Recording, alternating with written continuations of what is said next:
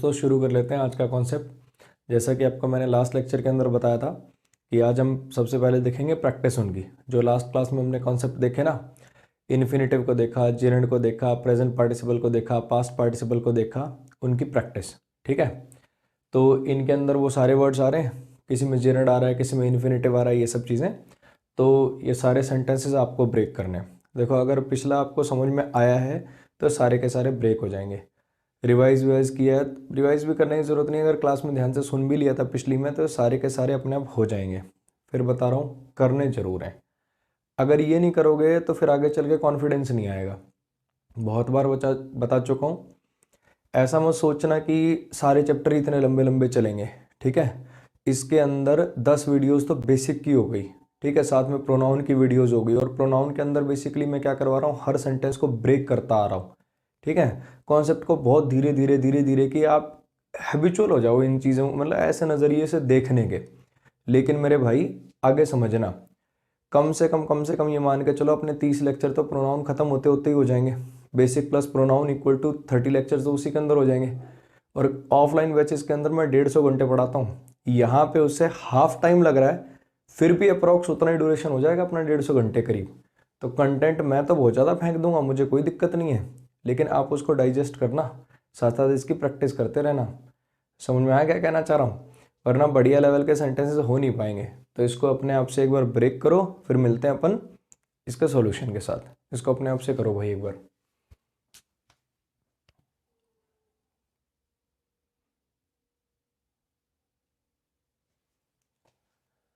आ जाओ भाई, अब इसको कर लें शुरू। The teacher punished him for shouting loudly. Teacher ने उसे पनिश किया था, किस लिए? जोर से चिल्लाने के लिए। पनिश, पनिश्ड, पनिश्ड, ये क्या हो गया आपका? ये वर्ब हो गया।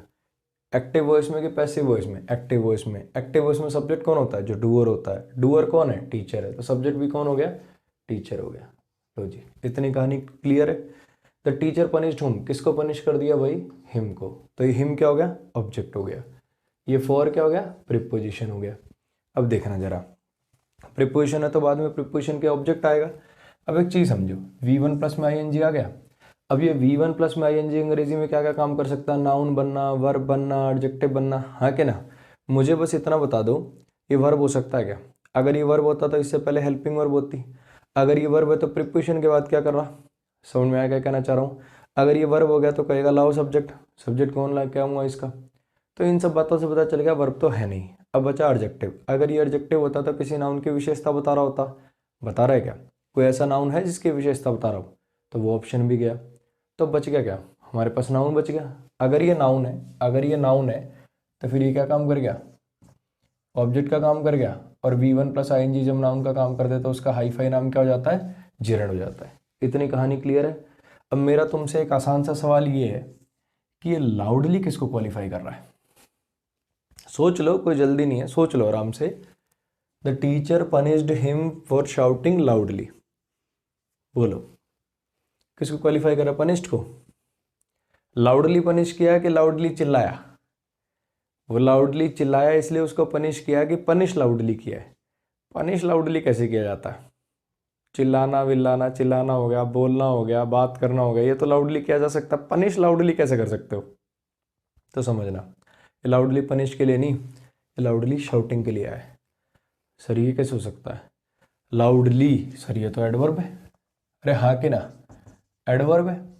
और आपने क्या लिख रखा है यहाँ पे? आपने लिख रखा है कि ये शाउटिंग क्या है बेसिकली आपका? ये शाउटिंग तो नाउन है, जेरेंड है। अब एक बात बताओ कि अगर ये नाउन है सर तो इसके लिए एडवर्ब कैसे आ सकता है? आप कह रहे हो कि ये जो लाउडली है ये शाउटिंग को क्वालिफाई कर रहा है, लेकिन शाउटिंग तो सर नाउन है, क्योंकि प्रीपोजिशन का ऑब्जेक्ट है। प्रीपोजिशन का ऑब्जेक्ट नाउन या प्रोनाउन होते हैं। तो लाउडली कैसे आ गया इसके लिए? याद आ रहा? सेमी वर्ब, अर्ध वर्ब। सेमी का मतलब आधा, सेमी वर्ब, अर्ध वर्ब, यानी वर्ब का अंश है इसमें आधा। ये भले ही नाउन का काम कर रहा है लेकिन बना किससे है? वर्ब से। तो इसमें वर्ब वाले फीचर भी होंगे। वर्ब के क्या फीचर होते हैं? एडवर्ब लगवाना। वर्ब को कौन क्वालिफाई करते हैं? एडवर्ब करते हैं। इसमें दोनों के फीचर हैं, ये आधा नाउन है और आधा वर्ब है। आधा नाउन बन रहा है और आधा वर्ब बन रहा है। नाउन होने के नाते क्या कर रहा है? प्रीपोजिशन का ऑब्जेक्ट बन रहा है। वर्ब होने के नाते क्या फीचर रख लिया? अपने लिए एक एडवर्ब लगा दिया। तो इन जेरेंड के साथ बेसिकली क्या आ सकते हैं? कई बार एडजेक्टिव भी आ सकते हैं, कई बार क्या आ जाते हैं, एडजेक्टिव भी आ जाते हैं। जैसे मान लो कि मैं कह दूं his running is very slow, उसकी जो दौड़ है वो बड़ी ही स्लो है, his running is very slow. अब क्या कह दूं, ये हिज ने रनिंग पे पोजीशन बनाया कि नहीं बनाया, और ये रनिंग यहाँ पर क्या है, जेरेंड नाउन है, समझ में आया। तो इसके लिए कई बार नाउन आ जाते हैं, कई बार इसके लिए एडवर्ब भी आ जाते हैं, डिपेंड करता है कि आप इसके कौन से फीचर के लिए लगा रहे हो। समझ में आया क्या कहना चाह रहा हूँ।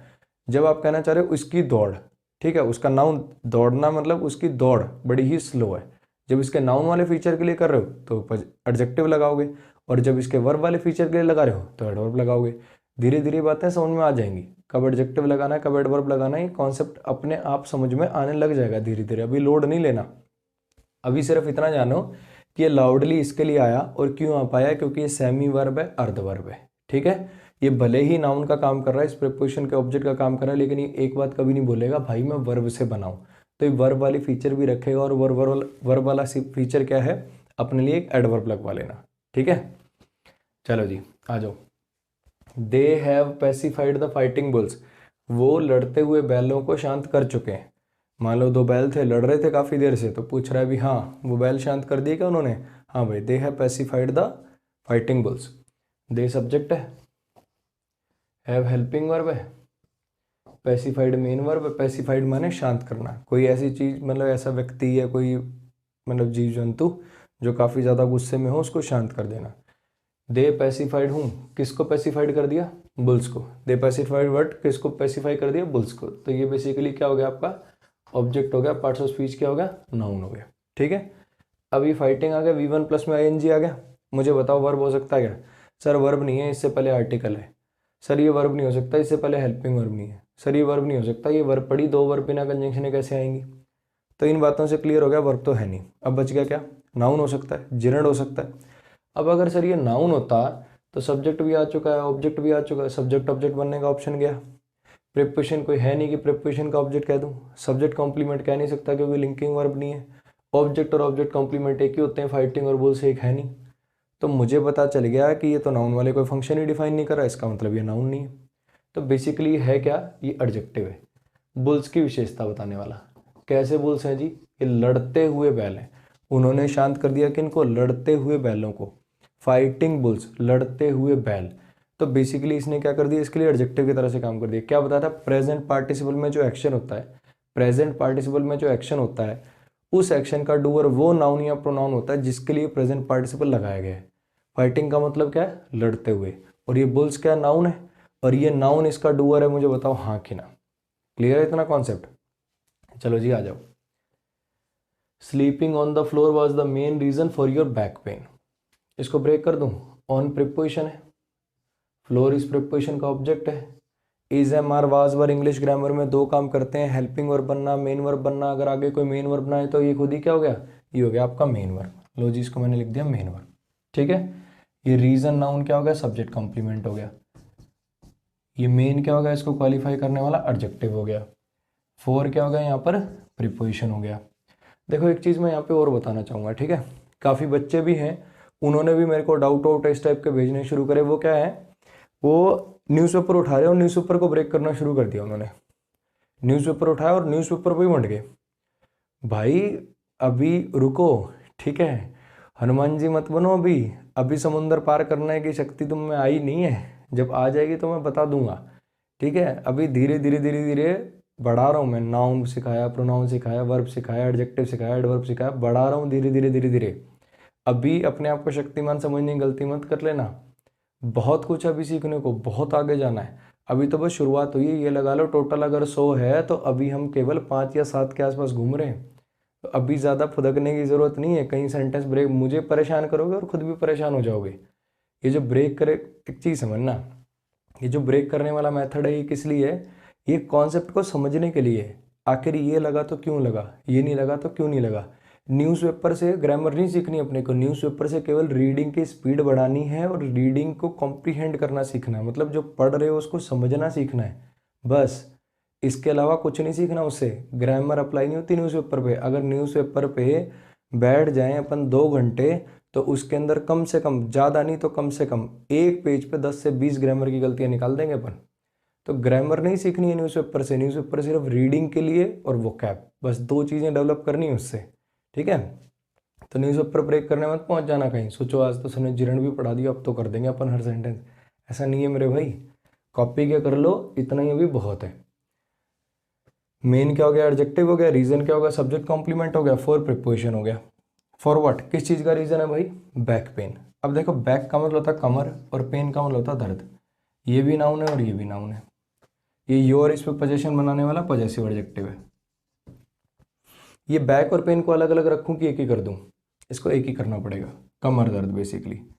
ये हो गया आपका कंपाउंड नाउन और ये बनेगा इस प्रिपोजिशन का ऑब्जेक्ट। समझ में आया। कंपाउंड नाउन टर्म पहले भी डिस्कस हो चुकी है, शायद नहीं हुए तो सुन लो। जब 2 नाउन साथ मिलकर एक ही चीज का नाम हो, गोल्ड मेडल, गोल्ड भी नाउन मेडल भी नाउन, गोल्ड मेडल। जब 2 नाउन साथ मिलकर एक ही नाउन का नाम हो जाए, cab driver, bus stand, lecture stand, railway station, step mother, ये सब के सब क्या है, कंपाउंड नाउन है कि नहीं है। जब 2 नाउन साथ मिल जाएं और वो एक ही चीज का नाम हो जाएं तो समझ लेना क्या हो गए, कंपाउंड नाउन हो गए। बैक पेन, बैक माने कमर, पेन माने दर्द, कमर दर्द, ये इकट्ठा एक ही नाउन की तरह से काम करने लग गया। क्लियर हो गया। बेसिकली इसमें होता क्या है, ये इस नाउन के लिए एडजेक्टिव की तरह से बिहेव करने लग जाता है। सीधी सी बात क्या है यार, 2 नाउन साथ में आ ही नहीं सकते। 2 नाउन साथ में तब आ सकते हैं जब एक नाउन दूसरे नाउन के लिए एडजेक्टिव की तरह से बिहेव करने लग जाए। कौन सा पेन, बहुत तरह से हो सकता है ना पेन, तो ये pain, knee pain, shoulder pain, neck pain, 50 तरह के पेन हो सकते हैं। ये बैक बस इसको क्वालिफाई करने वाले एडजेक्टिव की तरह से काम करने लग गए नाउन, और ये दोनों ने मिलाकर क्या बना दिया, कंपाउंड नाउन। क्लियर हो गई इतनी बात। जब 2 नाउन साथ मिलकर एक ही चीज का नाम हो, एयर कंडीशनर, एयर भी नाउन कंडीशनर भी नाउन, 2 नाउन साथ मिलकर एक ही चीज का नाम हो तो उनके लिए ग्रामर में टर्म क्या है, कंपाउंड नाउन। नीचे लिख देता हूं मैं यहाँ पे, ठीक है।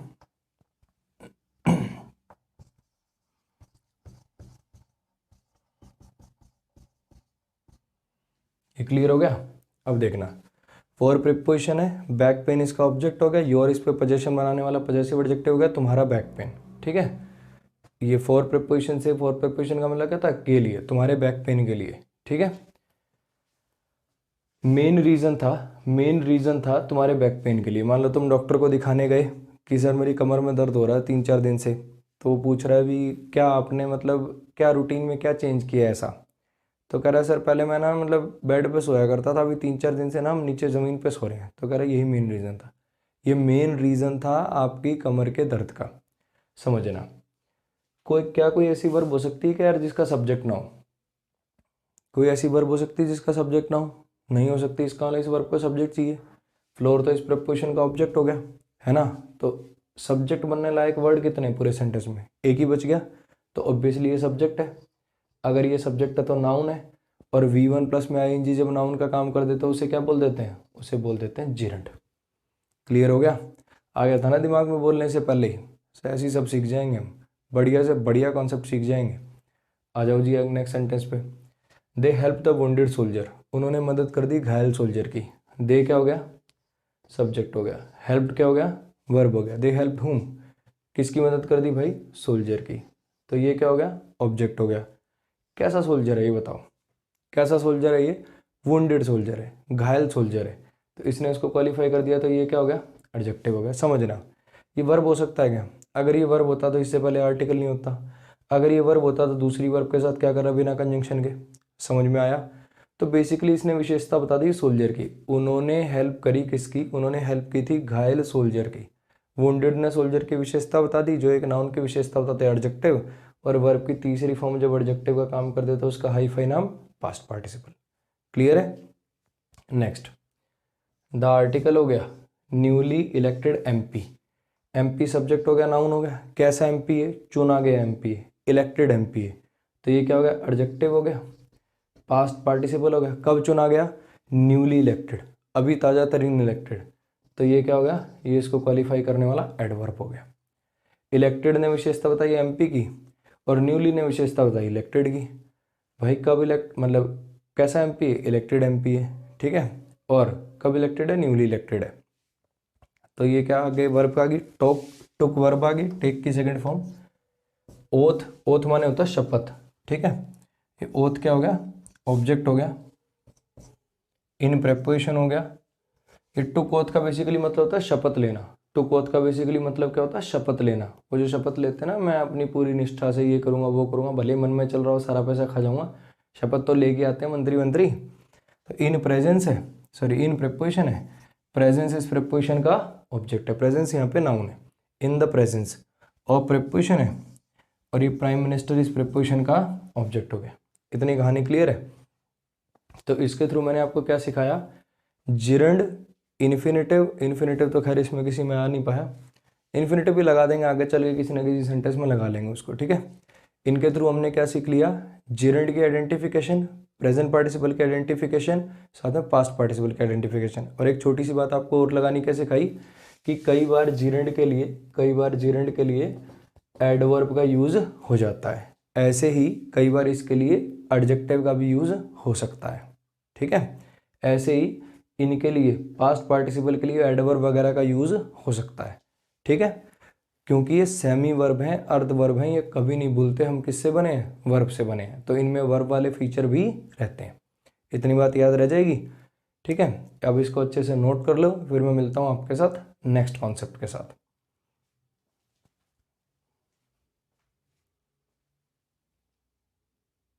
आ जाओ भाई, अब अपने नेक्स्ट कॉन्सेप्ट को देख लेते हैं, डाई ट्रांजिटिव वर्ब को। नाम से क्लियर हो गया होगा, डाई ट्रांजिटिव वर्ब। मुझे बताओ ट्रांजिटिव वर्ब कौन सी थी भाई? जिसका ऑब्जेक्ट हो। ट्रांजिटिव वर्ब का वही समझ रहे हो ना, ट्रांजिशन, मोशन, एक्शन का मोशन, एक चीज़ से दूसरे पर ट्रांसफ़र, याद आ रही है वो सब बातें? तो ट्रांजिटिव वर्ब वो हुआ करती थी जिसका एक ऑब्जेक्ट हो, जिसका ऑब्जेक्ट हो, ठीक है। इन ट्रांजिटिव वर्ब कौन सी होती थी? जिसका ऑब्जेक्ट ना हो। अब ट्रांजिटिव को भी आगे दो तरीके से क्लासीफाई कर देते हैं, मोनो ट्रांजिटिव वर्ब और ditransitive verb. Monotransitive verb का मतलब क्या है? कि जिसका एक ही ऑब्जेक्ट हो। डाई ट्रांजिटिव वर्ब का मतलब क्या है? जिसके दो ऑब्जेक्ट हो। समझ में आया? ट्रांजिटिव वर्ब वो जिसका ऑब्जेक्ट हो। अब इसको भी दो टाइप से बांट देते हैं, मोनो ट्रांजिटिव और डाई ट्रांजिटिव। सर पहले तो जब नए नए आए थे, जब आपने कहा था सर ऑब्जेक्ट हो भी सकता है, नहीं भी, ठीक है। फिर थोड़े दिन बाद आप मुकर गए, आपने कहा कि वर्ब का ऑब्जेक्ट कुछ केसेस में होना जरूरी होता है, कुछ में नहीं होना जरूरी होता है, मतलब आएगा ही नहीं कभी भी। कुछ में केसेस में आ भी सकता है, नहीं भी। पहले आप कह रहे थे एक ही ऑब्जेक्ट होता है, आज आप कह रहे हो दो ऑब्जेक्ट होते हैं। तो पहले सर आप बता दो कि कल को कहीं तीन तो नहीं कह दोगे? तो भाई यहीं फुल स्टॉप है, ठीक है। तीन भी कभी नहीं आएंगे। ट्राई ट्रांजिटिव वर्ब नहीं पढ़ाऊंगा कभी, ये पक्का वादा रहा, ठीक है। बस ये डाई ट्रांजिटिव लास्ट है, ठीक है। बस एक चीज़ मैं बता रहा हूँ, देखो उस दिन मैं डाई ट्रांजिटिव मैंने क्यों नहीं पढ़ा था, क्योंकि अगर दो दो ऑब्जेक्ट आपको पता लग जाए ना कि एक वर्ब पे दो ऑब्जेक्ट भी हो सकते हैं, तो फिर हर सेंटेंस में मैं कह रहा हूँ दो नाउन साथ में नहीं आएंगे, तुम कह रहे हो सर बना दो डाई ट्रांजिटिव। ये डाई ट्रांजिटिव के घर में फैक्ट्री मत खोल लेना, बस इतनी बात ध्यान में रखना। कहीं ऐसा नहीं कि डाई ट्रांजिटिव वर्ब पढ़ा दिया, उसके बाद जब भी दो नाउन प्रोनाउन साथ में आए तो फटाक से बोलो सर डाई ट्रांजिटिव। घर में डाई ट्रांजिटिव वर्ब की फैक्ट्री नहीं लगानी है। जो डाई ट्रांजिटिव वर्ब मैं पढ़ाऊँ उन्हीं को डाई ट्रांजिटिव मानना है। धीरे धीरे धीरे धीरे आती रहेंगी, कुछ आज आ गई हैं, कुछ और आती रहेंगी। जैसे जैसे कोर्स चलता रहेगा जो मैं बताता रहूँ वो डाई ट्रांजिटिव है। मैंने उस दिन भी बताया था, क्या ट्रांजिटिव वर्ब को देखने का कोई ट्रिक है? जिसके पहला लेटर टी हो सर वो ट्रांजिटिव होती, पहला लेटर डी हो वो ट्रांजिटिव होती, ऐसा कुछ है क्या? नहीं है। तो ट्रांजिटिव इंट्रांजिटिव वर्ब अपने को पढ़ने से ही पता चलते हैं कौन सी वर्ब ट्रांजिटिव है, कौन सी वर्ब इंट्रांजिटिव है। ऐसे डाई ट्रांजिटिव का भी ज़्यादा ज़्यादा रीडिंग से ही पता चलता है। तो डाई ट्रांजिटिव आप घर से नहीं बनाने लग जाएंगे, जो आपको पढ़ा दी गई हैं उन्हीं को याद रखना डाई ट्रांजिटिव। जैसे जैसे सेंटेंसेज में और आती जाएंगी मैं बताता रहूँगा, ठीक है। चलो आ जाओ समझ लेते हैं इस कॉन्सेप्ट को। नाम से क्लियर है, डाई ट्रांजिटिव वर्ब का मतलब क्या है? ऐसी वर्ब जिसके दो ऑब्जेक्ट हो, ऐसी वर्ब जिसके दो ऑब्जेक्ट हो, ठीक है। अब दो ऑब्जेक्ट होंगे, इतनी बात तो समझ में आ गई। अब वो दोनों ऑब्जेक्ट में से एक ऑब्जेक्ट कहलाता है इनडायरेक्ट ऑब्जेक्ट और एक ऑब्जेक्ट कहलाता है डायरेक्ट ऑब्जेक्ट, ठीक है। वो जो दो ऑब्जेक्ट होंगे ना डाई ट्रांजिटिव वर्ब के, उसमें से एक ऑब्जेक्ट तो कहलाएगा इनडायरेक्ट ऑब्जेक्ट और एक ऑब्जेक्ट कहलाएगा डायरेक्ट ऑब्जेक्ट। अब सर पहचानेंगे कैसे कौन सा इनडायरेक्ट है कौन सा डायरेक्ट है? वैसे तो देखो मामला सिंपल है, इनडायरेक्ट पहले लिखते हैं फिर डायरेक्ट वाला लिखते हैं। लेकिन और अंडरस्टैंडिंग के लिए समझना, इनडायरेक्ट जो होते हैं जनरली ह्यूमन बींग्स होते हैं, आमतौर से इंसान होते हैं, ठीक है। कोई प्रोनाउन लगा होगा, हिम लगा होगा, हर लगा होगा, दम लगा होगा, कोई इंसान का नाम लिख रखा होगा, रोहन, मोहन, सोहन, ऐसे। डायरेक्ट ऑब्जेक्ट जो होते हैं थिंग्स होती हैं, कुछ चीज़ें होती हैं। इनडायरेक्ट ऑब्जेक्ट होते हैं ये वर्ब से ना टू हुम, फॉर हुम, ऑफ हुम, इन सब के लिए, इन सब के रिप्लाई होते हैं बेसिकली। टू हुम, फ्रॉम हुम, ऑफ हुम, ठीक है। बेसिकली ये ऑफ नहीं लिखना था, सॉरी मैं बोल भी ऑफ ही रहा हूँ इसको पढ़ पढ़ के। To whom, for whom, from whom, ठीक है। ये रिप्लाई होते हैं वर्ब से to whom, for whom, from whom के, ठीक। इनडायरेक्ट ऑब्जेक्ट क्या होते हैं, वर्ब से to whom, for whom, from whom के रिप्लाई होते हैं। और ये जो डायरेक्ट ऑब्जेक्ट होते हैं ये क्या होते हैं, ये रिप्लाई से वर्ब, ये वर्ब से व्हाट के रिप्लाई होते हैं, ठीक है। आ जाओ, ही गेव मी ए बुक, इसको तोड़ लेते हैं। ही क्या हो गया आपका, सब्जेक्ट हो गया, गेव क्या हो गया, वर्ब हो गया। अब यहाँ पे देखो, ये आई तक, आई का ऑब्जेक्टिव कैसे, बात तो क्लियर है ना इतनी। ये क्या है, आई का ऑब्जेक्टिव कैसे, हम सब ने सेंटेंस कभी ना कभी जीवन में पढ़ रखा है। देखो, he gave me a book, he gave me a pen, हमें पता है सेंटेंस के अंदर तो कोई दिक्कत है नहीं। अब एक चीज़ समझना, ये आई का ऑब्जेक्टिव कैसे, ऑब्जेक्ट मान लो इसको, इस बुक को बनाओगे क्या, सब्जेक्ट आ गया, ऑब्जेक्ट आ गया, प्रीपोजिशन है नहीं, प्रीपोजिशन तो यहाँ पर है नहीं कि प्रीपोजिशन का ऑब्जेक्ट हो जाए। इसका मतलब और क्या बच गया, सब्जेक्ट कॉम्प्लीमेंट हो नहीं सकता, लिंकिंग वर्ब नहीं है। ऑब्जेक्ट और ऑब्जेक्ट कॉम्प्लीमेंट एक ही होते हैं, मी और बुक एक ही है क्या, तो ये वाला कॉन्सेप्ट भी नहीं चलेगा। तो इसका मतलब इस बुक नाउन का तो फंक्शन ही डिफाइन नहीं होगा। एक केस में फंक्शन डिफाइन हो सकता है, अगर आपको ये पता हो कि ये जो गिव वर्ब होती है डाई ट्रांजिटिव होती है, ठीक है।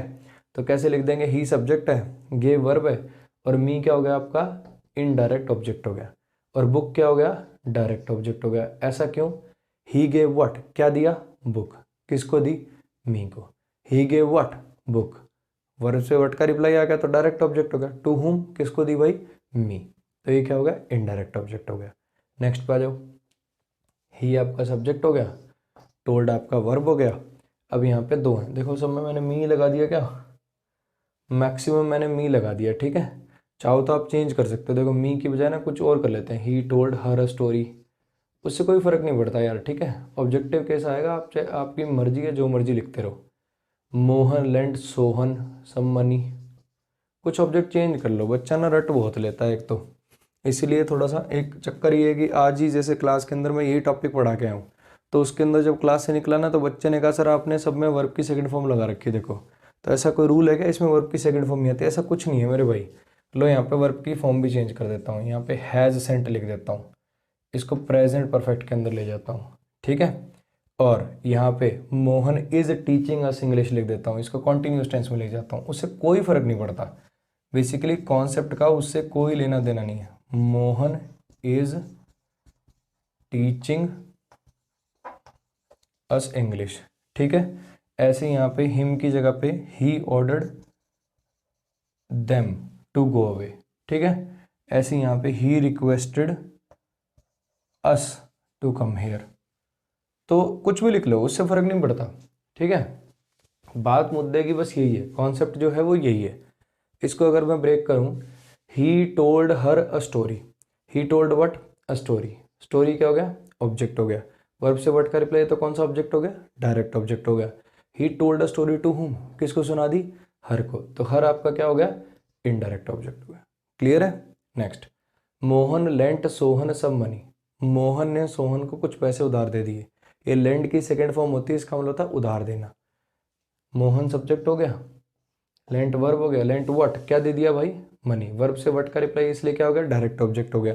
कितनी मनी, सम मनी, क्या हो गया, क्वांटिटेटिव एडजेक्टिव हो गया। किसको दे दी, टू हुम, भाई किसको दे दी, सोहन को, तो ये क्या हो गया आपका, इनडायरेक्ट ऑब्जेक्ट हो गया। क्लियर होगी इतनी बात। नेक्स्ट पे आ जाओ, अजय सब्जेक्ट है, हैज़ हेल्पिंग वर्ब है, सेंट मेन वर्ब है, हिम क्या है, इनडायरेक्ट ऑब्जेक्ट है, लेटर क्या है, डायरेक्ट ऑब्जेक्ट है। He has sent what, a letter, he has sent what, a letter, verb से व्हाट का रिप्लाई तो डायरेक्ट ऑब्जेक्ट होगा, टू हुम, किसको भाई, हिम को। समझ में आ गया।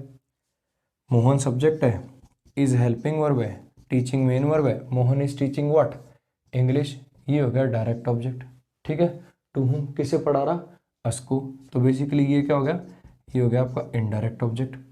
यहाँ तक आ गई बात समझ में। नेक्स्ट पे आ जाओ, ही क्या हो गया, सब्जेक्ट हो गया, यहाँ भी ही क्या हो गया, सब्जेक्ट हो गया, ऑर्डर्ड क्या है, वर्ब है, रिक्वेस्टेड क्या है, वर्ब है, ये देम क्या है, इनडायरेक्ट ऑब्जेक्ट है, अस भी क्या है, इनडायरेक्ट ऑब्जेक्ट है। यहाँ पे ये टू गो और यहाँ पे ये टू कम बेसिकली इन्फिनिटिव है और ये बनेंगे डायरेक्ट ऑब्जेक्ट। ये दोनों के दोनों, यहाँ भी ये एडवर्ब है, एडवर्ब ऑफ प्लेस, और यहाँ भी एडवर्ब ऑफ प्लेस है, ठीक है। दोनों सेम ही तरीके से टूट रहे हैं, वहाँ जगह नहीं है इसलिए लिख नहीं रहा हूँ, सेम लिख लेना। ही सब्जेक्ट हो गया, ऑर्डर्ड वर्ब हो गया। ही ऑर्डर्ड व्हाट, क्या आदेश दिया उसने बताओ। He ordered to go away, उसने आदेश दिया चले जाओ यहाँ से। He ordered to go away, किसको दिया ये आदेश, देम को। देम क्या हो गया, इनडायरेक्ट ऑब्जेक्ट हो गया, ये व्हाट का रिप्लाई तो डायरेक्ट ऑब्जेक्ट हो गया। अब ये लग गई एडवर्ब। क्या बताया था, इनफिनिटिव, जिरेंड पार्टिसिपल, सेमी वर्ब होते हैं, अर्ध वर्ब होते हैं, ये अंश इनके अंदर वर्ब का रहता ही रहता है। देखो बन तो क्या रहा है, ऑब्जेक्ट बन रहा है, ऑब्जेक्ट बन रहा है तो नाउन बन रहा है, लेकिन इसके अंदर वर्ब का अंश है, इसीलिए ये एडवर्ब इसके साथ लग सकता है। समझ में आया।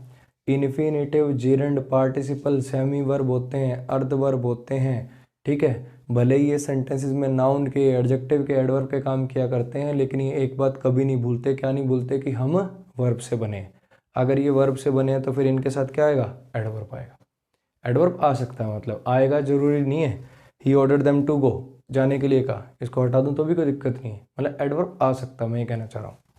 ही सब्जेक्ट है, रिक्वेस्टेड वर्ब है। ही रिक्वेस्टेड व्हाट, क्या रिक्वेस्ट करी उसने, टू कम, आ जाओ। किन से करी, फ्रॉम हुम, किन से करी रिक्वेस्ट, अस से, ठीक है। हेयर क्या हो गया, एडवर्ब, प्लेस हो गया। तो ये बेसिकली क्या है, ये जो इनडायरेक्ट ऑब्जेक्ट है ये वर्ब से to, for, from, to whom, for whom, from whom के रिप्लाई होते हैं, ठीक है। जनरली ह्यूमन बीइंग होते हैं। ये जो आपके डायरेक्ट ऑब्जेक्ट होते हैं बेसिकली ये क्या होते हैं, रिप्लाई ऑफ व्हाट होते हैं, फ्रॉम और जनरली थिंग्स होती हैं। इतना कॉन्सेप्ट हो गया क्लियर। फिर से समझ लो, डाई ट्रांजिटिव वर्ब क्या होती है, जिसके दो ऑब्जेक्ट हो। डाई ट्रांजिटिव वर्ब क्या होती है, जिसके दो ऑब्जेक्ट हो, ठीक है। दोनों ऑब्जेक्ट में से एक कहलाएगा इनडायरेक्ट ऑब्जेक्ट, एक कहलाएगा डायरेक्ट ऑब्जेक्ट। ये थिंग्स के रिप्लाई होंगे, मतलब डायरेक्ट वाले, और ये इनडायरेक्ट वाले ह्यूमन बींग्स के रिप्लाई होंगे। पहले इनडायरेक्ट लिखते हैं फिर डायरेक्ट लिखते हैं, ठीक है। अब छोटी सी बात समझना, यहाँ कुछ वर्ब ऐसी थी जो ट्रांजिटिव और इंट्रांजिटिव दोनों हो सकती थी, है ना। कुछ वर्ब ऐसी थी जो ट्रांजिटिव और इंट्रांजिटिव दोनों हो सकती थी। ऐसे ही अगर ये वर्ब डाई ट्रांजिटिव की तरह से काम कर रही है तो ये को पत्थर की लकीर नहीं, हमेशा डाई ट्रांजिटिव ही रहेगी। ये मोनो ट्रांजिटिव भी हो सकती है। मैक्सिमम वर्ब ऐसी हैं जो मोनो ट्रांजिटिव और डाई ट्रांजिटिव दोनों तरीके से काम कर पाती हैं। समझ में आया, फिर से सुन लो। अगर मैं ऐसा लिख दूं, जैसे मान लो कोई वर्ब है, he ordered his peon, he ordered his peon, ठीक है, टू गो देयर।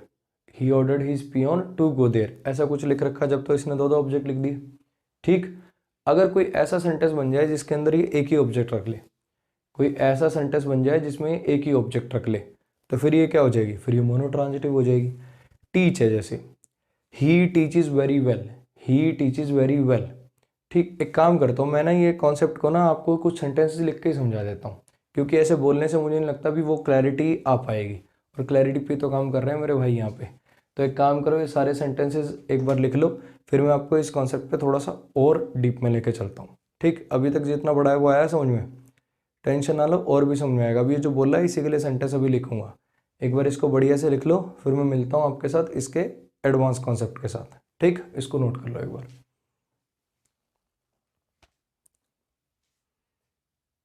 आ जाओ भाई, अब ये जो डाई ट्रांजिटिव वाला कॉन्सेप्ट था इसको थोड़ा सा और डिटेल में आगे देख लेते हैं।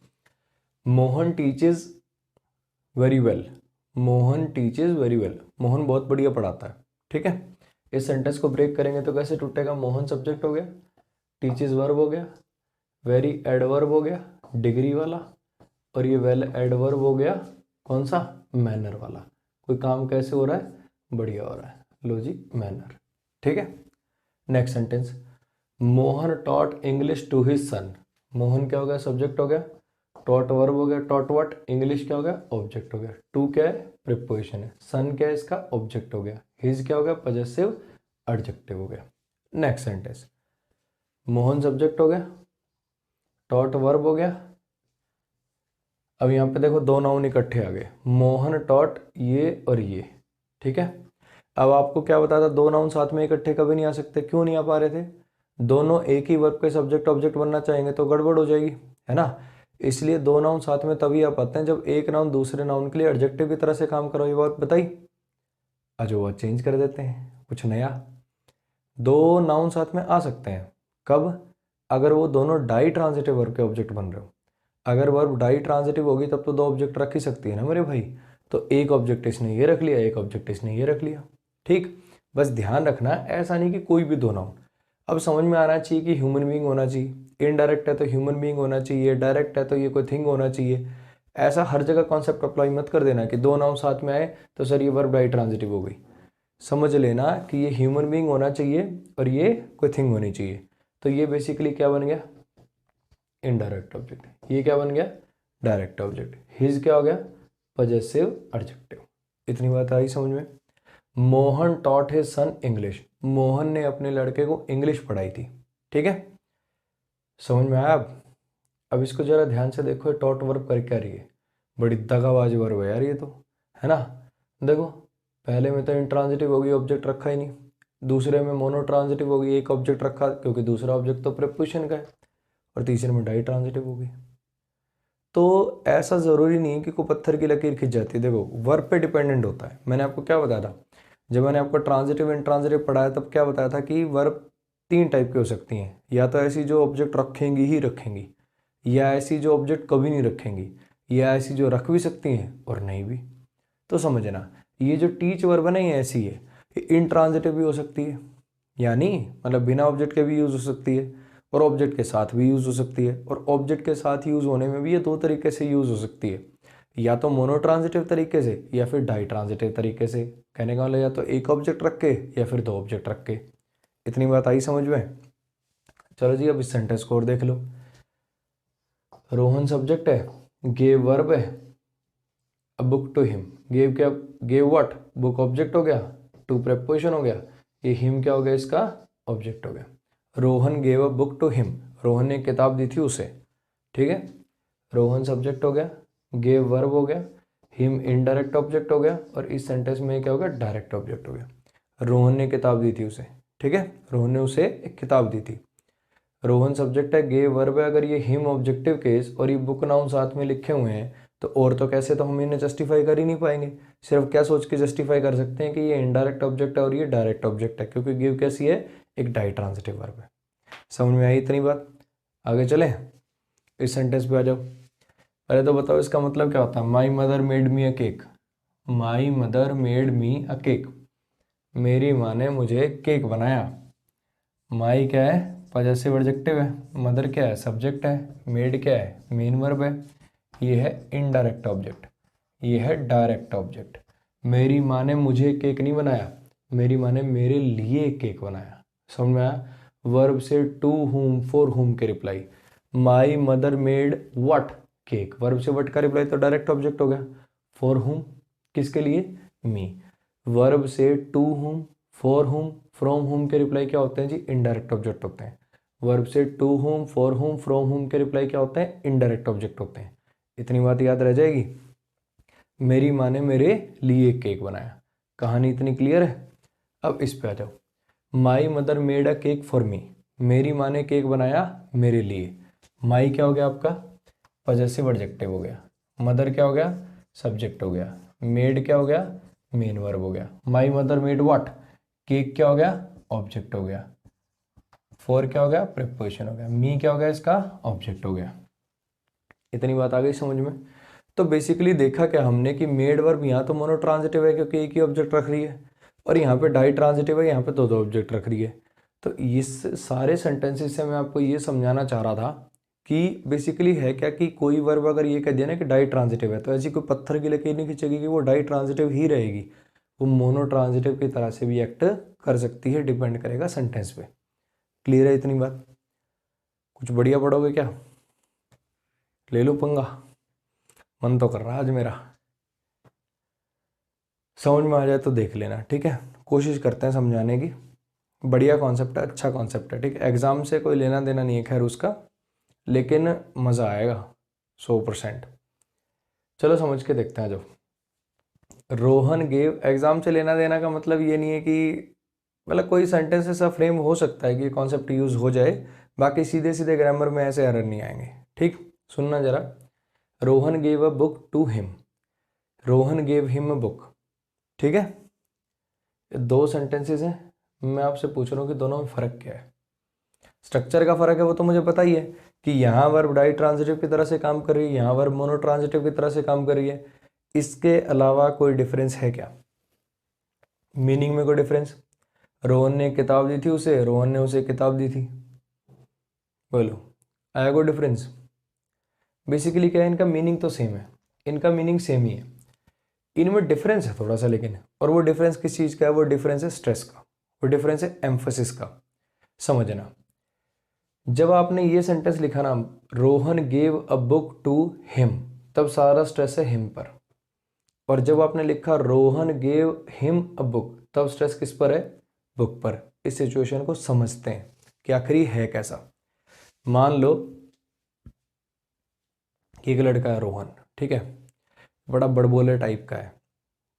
ये अपने सब दोस्तों को, मान लो ये 8वीं 10वीं क्लास के कुछ बच्चे हैं। अब ये रोहन क्या कर रहा है, भाई देखना तुम, इस बार अजय के बर्थडे पे, इस बार अजय के बर्थडे पे ऐसा गिफ्ट दूंगा आज तक किसी ने किसी को नहीं दिया होगा, 100%। मतलब इतना गजब का गिफ्ट दूंगा, तुम सब याद रखोगे, मेरी वाहवाही करोगे। भाई हुआ बना दिया रोहन ने तो। ये बार बार हर रोज, भाई अब के देखना तुम गिफ्ट, भाई अब के देखना तुम गिफ्ट, ठीक है। अब मान लो ये वाला सेंटेंस कब लगेगा, ये हल्ला हो रहा था तो फिर बर्थडे हो गया भाई, बर्थडे पार्टी हो गई। अब सबको क्रेज है, रोहन ने क्या दिया क्या दिया क्या दिया, कितने दिन से हल्ला चल रहा। तो स्ट्रेस किस पर आएगा? वो जिस पर बर्थडे, जिसको बर्थडे गिफ्ट दिया जा रहा है उस पर, कि जो बर्थडे गिफ्ट में दिया जाएगा उस पर? इस पर स्ट्रेस आएगा कि नहीं आएगा?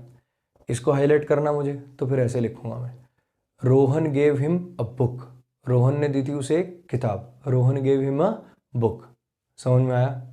अरे बोलो, जब सबके सब पूछ रहे हैं हाँ भाई क्या दिया उसने रोहन को, क्या दिया उसने रोहन को, अब फालतू फेंक रहा था, Rohan gave him a book, Rohan ने उसे एक किताब दी बस। समझ में आया क्या कहना चाह रहा हूँ? सेंट्रल आइडिया कहने का मतलब सारा फोकस किस पर आ गया? सेंट्रल आइडिया तो सब्जेक्ट ही होता है, रोहन की बात हो रही है, लेकिन इन दोनों में से, ऑब्जेक्ट में से, दोनों में से स्ट्रेस किस पर है? बुक पर। क्लियर हुई इतनी बात? इसके नीचे मैं साइड पे लिख देता हूँ एम्फोसिस इस पर है। इस स्ट्रक्चर में एम्फोसिस आएगा आपका थिंग पर, बेसिकली डायरेक्ट ऑब्जेक्ट, ठीक है। अब मान लो ये रोहन है, सेकंड सिचुएशन, मान लो रोहन ने क्या रखा है, भाई देखो इस महीने में 3 बर्थडे हैं, ठीक है, इस महीने में 3 बर्थडे हैं, और ये वाली जो किताब है ना, बड़ी महंगी किताब है, फॉरेन ऑथर की किताब है, और ये मेरे अंकल लेके आए थे यूएसए से, 5,000 रुपये किताब है, और ये मैं उसको दूंगा जो मेरा सबसे जिगरी दोस्त होगा, ठीक है, ये मैं उसको दूंगा जो मेरा सबसे जिगरी दोस्त होगा। या कह लो एक ही दिन में 3 जनों की पार्टी है, तीनों को अलग अलग गिफ्ट दूंगा, लेकिन ये किताब जिसके पास जाएगी ना, समझ जाना वो मेरा सबसे जिगरी यार है, ठीक है। पार्टी हो गई। अब क्या सबको पता कि मिलनी तो वो बुक है, सबको पता मिलनी वो बुक ही है, तो फिर अब इम्पोर्टेंट कौन है? वो बुक की जिसे वो मिलेगी वो बंदा, ऑब्वियसली जिसे वो बुक मिलेगी वो बंदा। अरे किसको दी रोहन ने वो किताब? वो किताब रोहन ने किसको दी? वो रोहन ने वो किताब उसे दी है। आया समझ में क्या कहना चाह रहा हूँ? यहाँ सारा स्ट्रेस किस पर आ गया? हिम पर आ गया। तो सारा खेल एम्फोसिस का है। देखो समझ में आया तो बहुत बढ़िया, क्योंकि सीखने की ललक होनी चाहिए। देखो छोटे छोटे छोटे कॉन्सेप्ट है। मैं जैसे उस दिन भी आपसे बात कर रहा था, अंग्रेजी का कोई दायरा नहीं है यार, अंग्रेजी का कोई भी दायरा नहीं है। तुम जैसे अभी ना, एक लड़का था, उसने कोर्स वोर्स लेने से पहले ही मेरे से बात करी थी कि सर मैं बिहार से बात कर रहा हूँ और ऐसे ऐसे मुझे भी टीचर बनना है, ठीक है, तो हम आपका कंटेंट जो है वो मतलब कोर्स ख़रीदना चाह रहे हैं। मैं क्या ख़रीद के क्या करोगे? सर आपका सारा कंटेंट याद कर लेंगे और हम भी पढ़ाएंगे। मैं कहा ठीक है भाई पढ़ाओ, तो और क्या बोल रहे हैं, ठीक है, जो टीचर बनने के लिए पढ़ा रहे हैं वो भी पढ़ाओ, ठीक है। अब मैं भी 7-8 से पढ़ा था अपने टाइम पे, कुछ खुद मेहनत करी, कुछ तरीके डेवलप करे, तो मैं पढ़ा रहा हूँ, ऐसे वो भी पढ़ाएंगे भाई, ठीक है।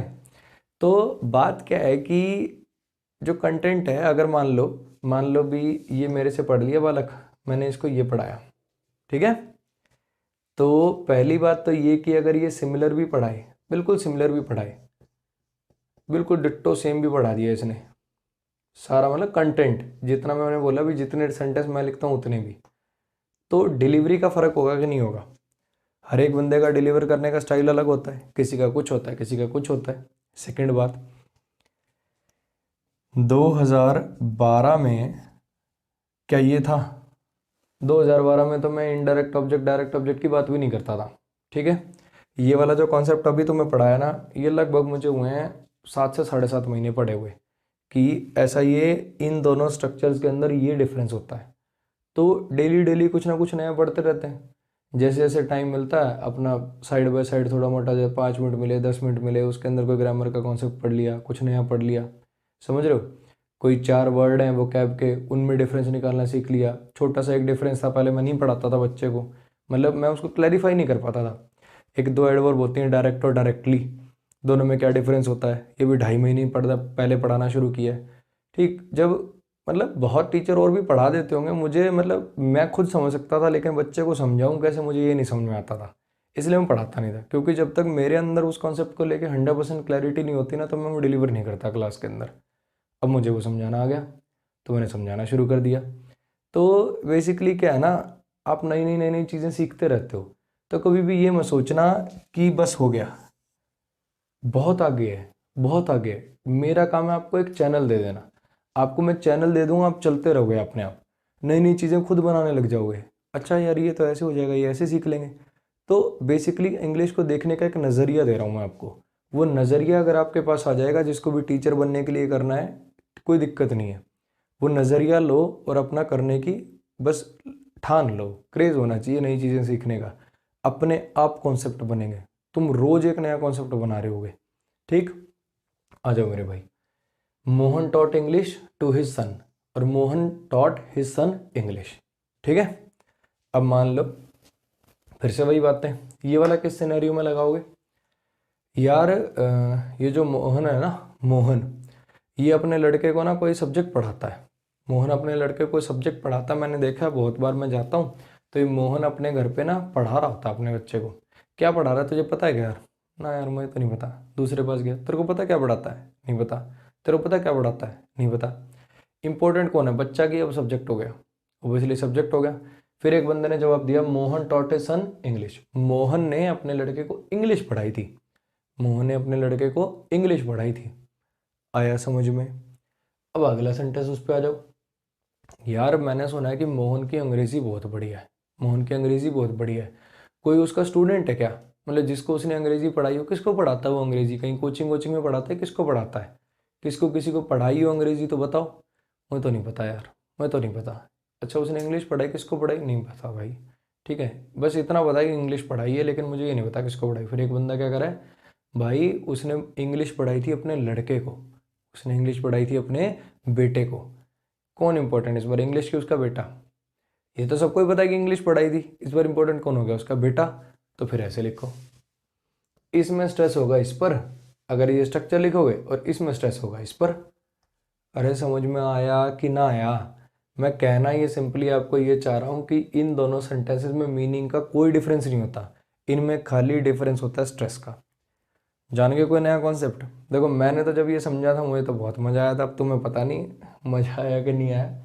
चलो, बेसिकली हमने इन सारे सेंटेंसेस के थ्रू क्या समझा? हमने इन सेंटेंसेस के थ्रू ये समझा कि अगर एक वर्ब डाई ट्रांजिटिव है तो ऐसी कोई पत्थर की लकीर नहीं कि वो सदा ही डाई ट्रांजिटिव रहेगी। वो ट्रांजिटिव, मोनो मतलब मोनो ट्रांजिटिव, इन ट्रांजिटिव के रूप में भी यूज़ हो सकती है। ये बात किस पर डिपेंड करेगी? ये बात डिपेंड करेगी उस वर्ब पर। कैसे पता चलेगा कि कब वो वर्ब ट्रांजिटिव है, मोनो ट्रांजिटिव है, डाई ट्रांजिटिव है? पढ़ने से। ऐसा कुछ नहीं होगा कि हाँ सर ये ऐसे ना इसके अंदर घुंघरू लगे हुए आएंगे, ऐसे बजा के देख लूँगा, आवाज़ नहीं आई ना, तो इंट्रांजिटिव है। अब इसके अंदर देखो आवाज़ आएगी ऐसे, तो ये मोनोट्रांजिटिव। अब इसके अंदर जब बजाओगे ऐसे दोबारा आवाज़ आएगी, तो डाई ट्रांजिटिव। ऐसे घुंघरू लगवा के दे दूंगा पेपर में, है ना, फिर आराम से देखते रहना ट्रांजिटिव है, डाई ट्रांजिटिव है कि मोनो ट्रांजिटिव है। पढ़ने से आती हैं सारी चीज़ें। ठीक है, रीडिंग करते हो अपने आप पता चल जाता है कि वर्ब कैसे यूज़ होती है। रीडिंग करो, रीडिंग। ठीक है, सबसे इम्पॉर्टेंट रीडिंग। इंग्लिश सीखना है, रीडिंग। ठीक, ग्रामर और ग्रामर उसके बाद की चीज़ें। इतनी कहानी क्लियर है? एक कॉन्सेप्ट मैंने बता दिया। वो जो दूसरा कॉन्सेप्ट बताया वो क्या बताया? इन दोनों के जब इस वर्ब को स्ट्रक्चर में लिखा जाता है, गिव वर्ब को मोनो ट्रांजिटिव बना के लिखते हो और गिव वर्ब को डाई ट्रांजिटिव बना के लिखते हो, तो मीनिंग सेम रहता है, खाली स्ट्रेस का फर्क हो जाता है। जब ऐसे लिखोगे तो ये टू के बाद जो हिम लिखा है इनडायरेक्ट ऑब्जेक्ट जो बेसिकली होता, अगर यहाँ लिखा होता तो अभी तो प्रपोजिशन का ऑब्जेक्ट है, इस पर स्ट्रेस डालना हो। मतलब अगर आपको इनडायरेक्ट ऑब्जेक्ट को हाईलाइट करना है तो उसे इनडायरेक्ट ऑब्जेक्ट मत रखो, उसे टू प्रपोजिशन का ऑब्जेक्ट बना दिया करो। और अगर आपको डायरेक्ट ऑब्जेक्ट पर स्ट्रेस डालना है तो इनडायरेक्ट ऑब्जेक्ट लिख दो और लास्ट में डायरेक्ट ऑब्जेक्ट लिख दो। ऐसे यहाँ पर अगर इनडायरेक्ट ऑब्जेक्ट, ये अगर हिज सन यहाँ होता तो इनडायरेक्ट ऑब्जेक्ट होता कि नहीं होता। इस पर स्ट्रेस डालना है तो फिर इसे इनडायरेक्ट ऑब्जेक्ट मत रखो, टू प्रीपोजिशन का ऑब्जेक्ट बना दिया करो। और अगर आपको इस पर स्ट्रेस डालना है डायरेक्ट ऑब्जेक्ट पर तो सही वैसा वैसा लिख दो। अब ये मतलब पेपर में कैसे पूछी जाएंगी, वैसे तो पूछी जा नहीं सकती, लेकिन आपको जब बोलोगे सेंटेंस तब तो यूज़ में आएंगी कि नहीं आएंगी, कहीं पढ़ोगे तब भी यूज़ में आएंगी। आपको मान लो बोलना है भी कौन से स्ट्रेस किस पर डालना है, उसके अकॉर्डिंग आप अपना स्ट्रक्चर डिफाइन कर लोगे। इनडायरेक्ट ऑब्जेक्ट डायरेक्ट ऑब्जेक्ट से पहले आता है, लेकिन अगर इनडायरेक्ट ऑब्जेक्ट को हाईलाइट करना हो मुझे तो एक काम किया, अगर उसको इनडायरेक्ट ऑब्जेक्ट की पोजीशन से हटाओ और फिर अपना प्रेपोजिशन का ऑब्जेक्ट बना दिया करो उसको। कॉन्सेप्ट हो गया क्लियर। अब इसको अच्छे से नोट कर लो, और वो जो बात बोली है ना, इसमें इस पर स्ट्रेस होता है, इसमें इस पर स्ट्रेस होता है, वो चीज़ नोट कर लो अपना आराम से। ठीक है, मैं बोर्ड से साइड हो रहा हूँ, इसको अच्छे से नोट कर लो, फिर अगले कॉन्सेप्ट के साथ मिलता हूँ।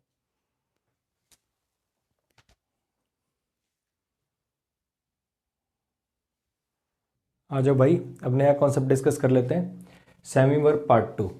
शॉर्ट में अगर मैं बताऊं तो आपके कोर्स का सबसे इम्पोर्टेंट लेक्चर है ये आज का। ठीक है, जितना आप आगे पढ़ोगे ना, सब सब बहुत कुछ मतलब निर्भर करेगा इस लेक्चर पे। काफ़ी बच्चे कहते हैं सर आप बार बार ये इन्फिनेटिव जेरेंट पार्टिसिपल यही लाते रहते हो सेंटेंसेस में।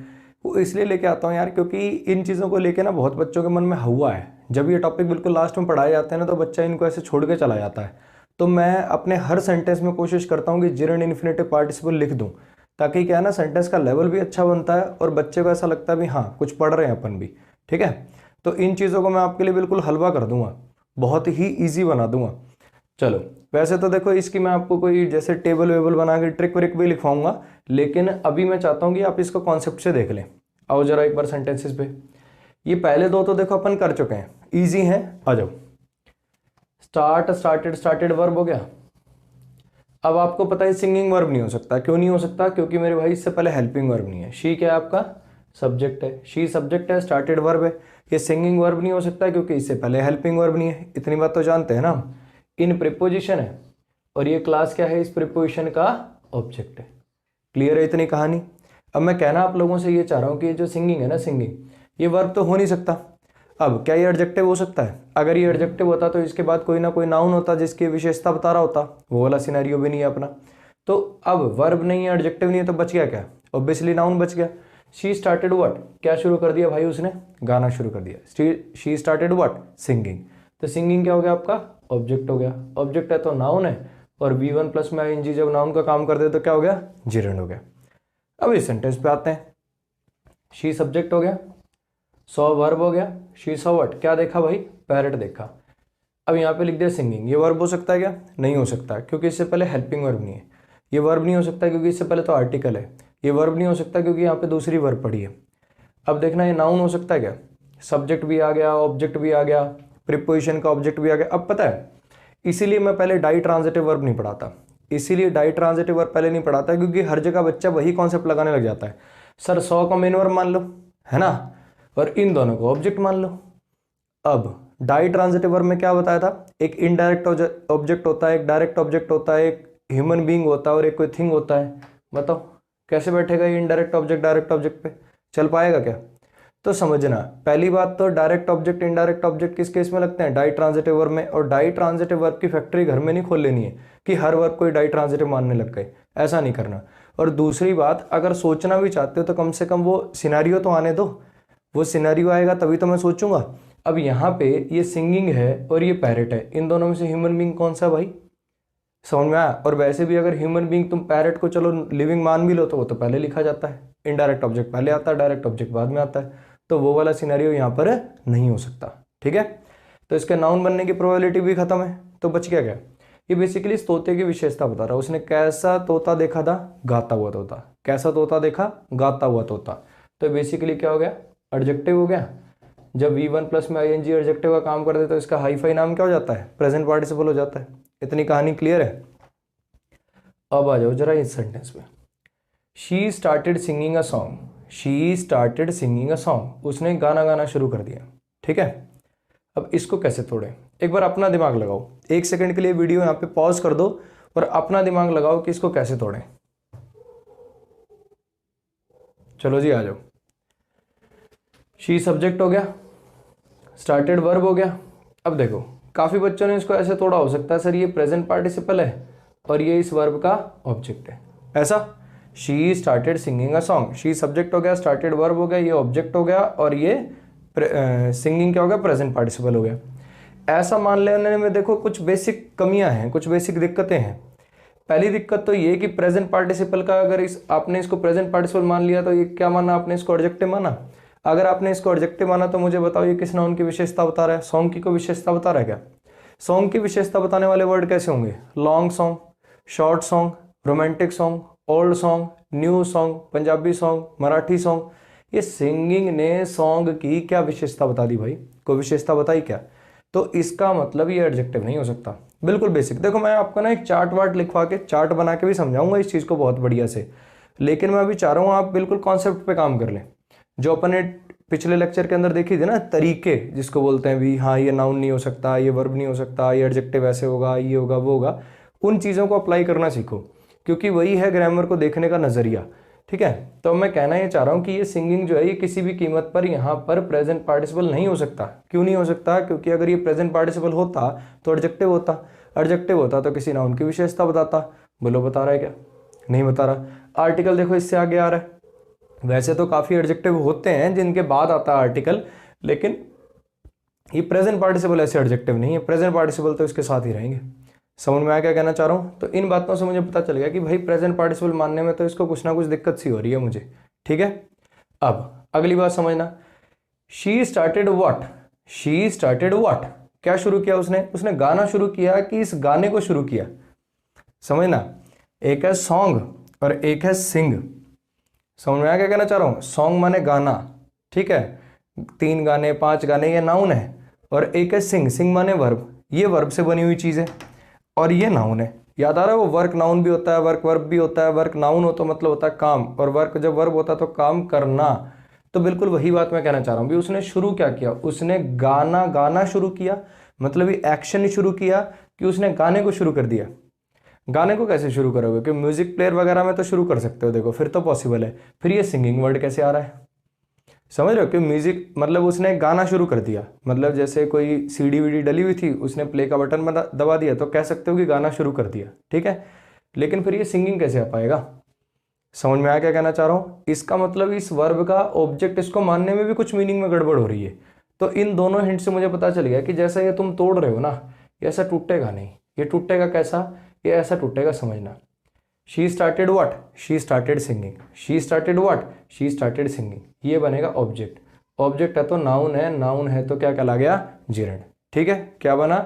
ये सब्जेक्ट है, वर्ब है, और ये सिंगिंग क्या? ऑब्जेक्ट है, पार्ट्स ऑफ स्पीच नाउन है, और क्या कहला गया? जिरंड। सर फिर अगर ये जिरंड है तो फिर ये क्या है? नाउन क्या काम करता है? सब्जेक्ट बनना, सब्जेक्ट तो आ गया। ऑब्जेक्ट बनना, ऑब्जेक्ट आपने इसको मान लिया। प्रीपोजिशन का ऑब्जेक्ट बनना, प्रीपोजिशन है ही नहीं। सब्जेक्ट कॉम्प्लीमेंट बनना, लिंकिंग वर्ब है ही नहीं। ऑब्जेक्ट कॉम्प्लीमेंट में आपने कहा था दोनों एक ही होते हैं, वो भी नहीं है। और यहाँ पर वो वाला सिनेरियो भी नहीं, डाई ट्रांजिटिव वाला कि दो दो ऑब्जेक्ट हो जाए। आप तो इससे सर नाउन का काम ही नहीं करा रहे। भाई नाउन का काम करेगा ही, क्या करेगा? ये बनेगा ऑब्जेक्ट ऑफ जिरंड। ये देखो क्या है ये? अरे क्या लिखा हुआ है? सेमी वर्ब, अर्ध वर्ब। ध्यान से सुनना, पिछली क्लास में बताया था, बड़ी ही मतलब सिंपल सी बात है, लेकिन बच्चों को बहुत परेशानी होती है इसमें। ठीक है, वो तो चक्कर ये है कि तुम्हें टीचर इतना गजब का मिल गया है तो ये तुम्हें बड़ा हलवा लगेगा। ठीक है, ऐसे अपनी तारीफ करना मैं खूब पसंद करता हूँ। ठीक, और कोई करता नहीं तो मैं खुद ही कर लेता हूँ। तो टीचर तुम्हें इतना गजब का मिल गया है कि कॉन्सेप्ट तुम्हें बहुत बढ़िया से समझा दूंगा मैं। ठीक है, क्योंकि ये मैंने खुद ऐसे समझे, ऐसे मैंने इनको तोड़ ताड़ के दिमाग में ऐसे जचा रखा है, वैसे ही मैं समझा देता हूँ। नहीं तो ये सेमी वर्ब लास्ट में कराए जाते हैं और फिर उस टाइम पर रांद काट दी जाती है इनकी, बच्चे को लगता है बड़ी मुश्किल चीज़ है। अब देखो इसको कर देंगे बिल्कुल आसान। Gerund infinitive participle semi verb होते हैं, अर्धवर्ब होते हैं। ध्यान से सुनना इस लाइन को, gerund infinitive participle semi verb होते हैं, अर्धवर्ब होते हैं। ठीक है, सेमी वर्ब अर्धवर्ब का मतलब क्या? आधा वर्ब। ये भले ही सेंटेंस में नाउन के, एडजेक्टिव के, एडवर्ब के काम करते हों, लेकिन ये एक बात कभी नहीं भूलते कि हम क्या हैं? हम सेमी वर्ब हैं, हम आधी वर्ब भी हैं। तो इसमें वर्ब वाली फीचर भी होते हैं। पिछले लेक्चर में मैंने आपको सेमी वर्ब के लिए, जिरंड के लिए एक एडवर्ब लगा के दिखाया था, याद आ रहा है? तो वही बात है, जैसे वो अपने लिए एडवर्ब लगा सकता है, ऐसे इसके अंदर वर्ब का फीचर है ना, तो ये अपना ऑब्जेक्ट भी रख सकता है। समझ आया क्या कहना चाह रहा हूं? ध्यान से सुनना आप। वर्ब से वटिया होम के रिप्लाई वर्ब के ऑब्जेक्ट होते हैं। जैसे वर्ब से वटिया होम के जवाब वर्ब के ऑब्जेक्ट होते हैं, ऐसे ये भी तो सेमी वर्ब है, ये भी तो अर्ध वर्ब है। अगर इससे वटिया होम का जवाब लोगे तो सेमी वर्ब का ऑब्जेक्ट आ जाएगा। और जैसे पहले सब्जेक्ट ऑब्जेक्ट नाउन या प्रोनाउन होते थे, ऐसे सेमी वर्ब का ऑब्जेक्ट भी एक नाउन या प्रोनाउन हो जाएगा। समझ में आया? देखना जरा। She started what? She started singing. Singing what? Singing a song. She started what? Singing. Singing what? A song. तो ये वर्ब से वटिया होम का रिप्लाई ये निकला और इससे वटिया होम का रिप्लाई ये निकला। अब ये जो वर्ड है ना, ये जो वर्ड, ये बेसिकली क्या कर रहा है? एक ही समय पर दो काम कर रहा है। इस वर्ब के लिए तो नाउन का और इस नाउन के लिए वर्ब का, इसीलिए इसको क्या कहते हैं? सेमी वर्ब, अर्ध वर्ब। आया मेरे भाई समझ में? सेमी वर्ब, अर्ध वर्ब इसको क्यों कह रहे हैं? क्योंकि ये आधा वर्ब है और आधा दूसरा फीचर है। दूसरा फीचर माने दूसरा फीचर नाउन का भी हो सकता है, एडजेक्टिव भी हो सकता है, एडवर्ब भी हो सकता है। ये जो सेमी वर्ब होते हैं ना, जिरंड हो गया, इन्फिनेटिव हो गया, प्रेजेंट पार्टिसिपल हो गया, पास्ट पार्टिसिपल हो गया, इनमें एक तो दूसरा फीचर होता है, या तो नाउन होते हैं, एडजेक्टिव होते हैं, एडवर्ब होते हैं, और एक फीचर इनमें हमेशा इनबिल्ट रहता है, वो क्या? वर्ब। समझ में आया? याद करो, मैंने आपको प्रेजेंट पार्टिसिपल पढ़ाया था ये वाला। इसके अंदर मैंने क्या बताया था कि आगे लिखा गया नाउन इस काम का डूअर होता है, यानी इसमें वो एक्शन है, यानी ये वर्ब तो है। एडजेक्टिव में कौन सा एक्शन होता है? एडजेक्टिव में थोड़ी कोई एक्शन होता है, लेकिन इसके अंदर एक्शन हो रहा है। क्यों हो रहा है? क्योंकि ये वर्ब से बना एडजेक्टिव है, क्योंकि इसके अंदर आधा भाग वर्ब का भी है, इसीलिए ये वाला नाउन मैं कह रहा हूं कि इस काम का डूअर बन गया। समझ में आया क्या कहना चाह रहा हूं? बेसिकली सेमी वर्ब, अर्ध वर्ब। बस इस वर्ड पे अगर कंसंट्रेट करोगे तो अपने आप समझ जाओगे। लो एक बार फिर से इसको एक्सप्लेन कर देता हूं, फिर इस पे सेंटेंस जब करेंगे तो अपना बहुत क्लियर हो जाएगा ये। आ जाओ। She started singing a song. She started singing a song. अब इसमें देखना, पहले मैंने कैसे तोड़ा था, लो पहले वैसे ही तोड़ के दिखाता हूं कि उसके अंदर कमियां क्या है। अगर आपने इसको नॉर्मल, देखो बच्चा ना रट लेता है कि आगे V1 प्लस ING के बाद आगे नाउन आ रहा है तो ये बन जाएगा प्रेजेंट पार्टिसिपल और ये बन गया ऑब्जेक्ट। ऐसा इसको तोड़ने में दिक्कतें क्या हैं कि अगर ये प्रेजेंट पार्टिसिपल है तो एडजेक्टिव है, एडजेक्टिव है तो नाउन या प्रोनाउन की विशेषता बताएगा, और ये सॉन्ग नाउन की कोई विशेषता बता नहीं रहा। ठीक है, तो इसको एडजेक्टिव मानने में तो अपने को ये दिक्कत है। दूसरी बात कि स्टार्ट वर्ब का जो ऑब्जेक्ट होगा वही चीज स्टार्ट करी जाएगी। मान लो मैं कहूं दे स्टार्टेड द मैच, उन्होंने मैच स्टार्ट कर दिया। They started watching a movie, उन्होंने मूवी देखना शुरू कर दिया। दे स्टार्टेड रनिंग, उन्होंने भागना शुरू कर दिया। दे स्टार्टेड शाउटिंग, उन्होंने चिल्लाना शुरू कर दिया। समझ में आया क्या कहना चाह रहा हूँ? दे स्टार्टेड द मूवी, उन्होंने मूवी शुरू कर दी। तो बेसिकली क्या है, स्टार्ट वर्ब का जो भी ऑब्जेक्ट बनेगा वही चीज शुरू करी जाएगी। अब मुझे बताओ, शुरू क्या चीज करी जाएगी? गाना शुरू किया जाएगा कि सॉन्ग को शुरू कर दोगे? अगर सॉन्ग को ही शुरू करो, मान भी लूँ, चलो मैं सॉन्ग शुरू कर सकते हो, तुम फोन में हो, ऐसे प्ले का बटन दबा दो, सॉन्ग शुरू हो गया, ठीक है।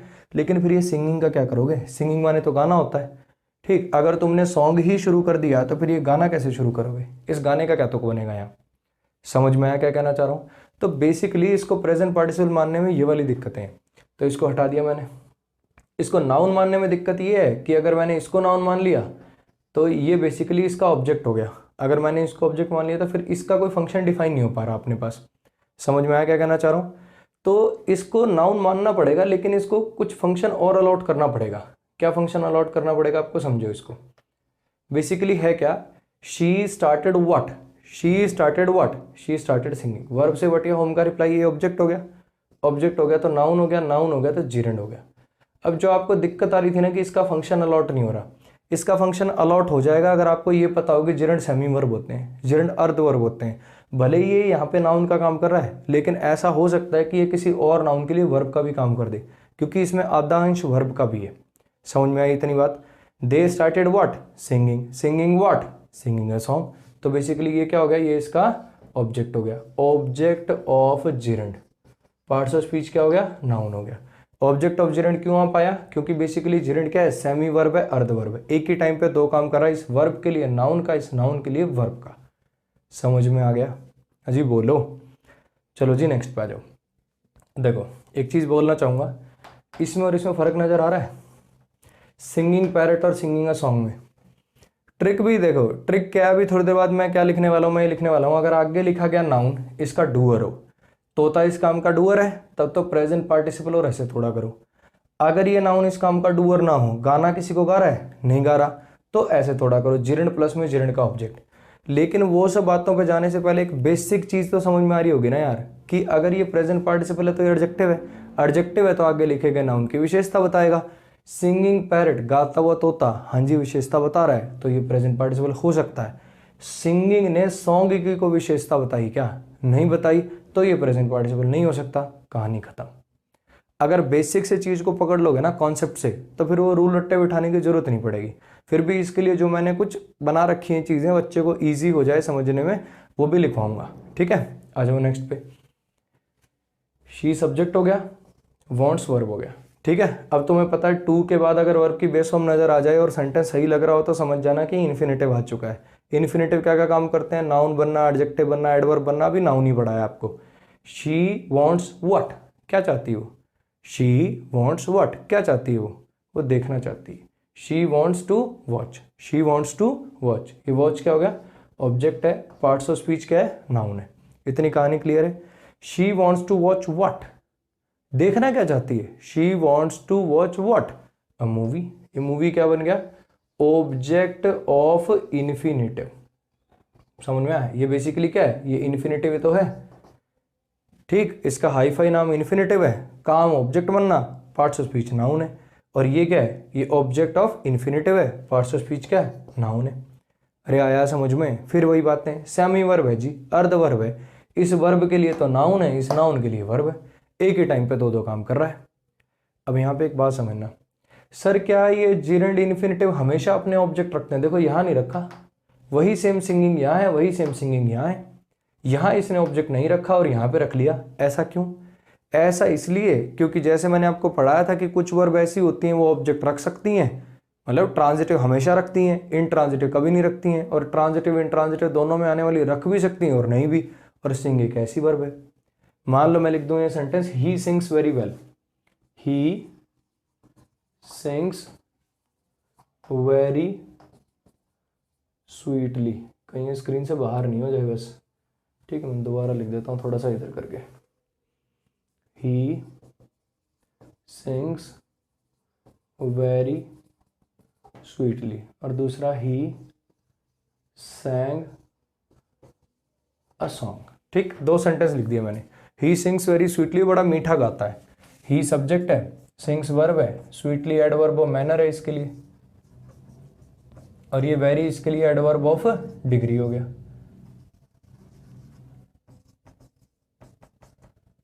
ठीक, इतनी कहानी। अब मुझे बताओ कि इस सेंटेंस में सिंग वर्ब को ऑब्जेक्ट मिला, हाँ कि ना, नहीं मिला, लेकिन आपको पता है सेंटेंस एकदम सही है, वो बड़ा मीठा गाता है, ही सिंग्स वेरी स्वीटली। लेकिन अगर मैं कहूँ ही सैंग अ सॉन्ग, ही सब्जेक्ट हो गया, सैंग वर्ब हो गया और सॉन्ग ऑब्जेक्ट हो गया। अब बताओ, ही सैंग अ सॉन्ग, इसमें ऑब्जेक्ट मिल गया, यहाँ मिल गया।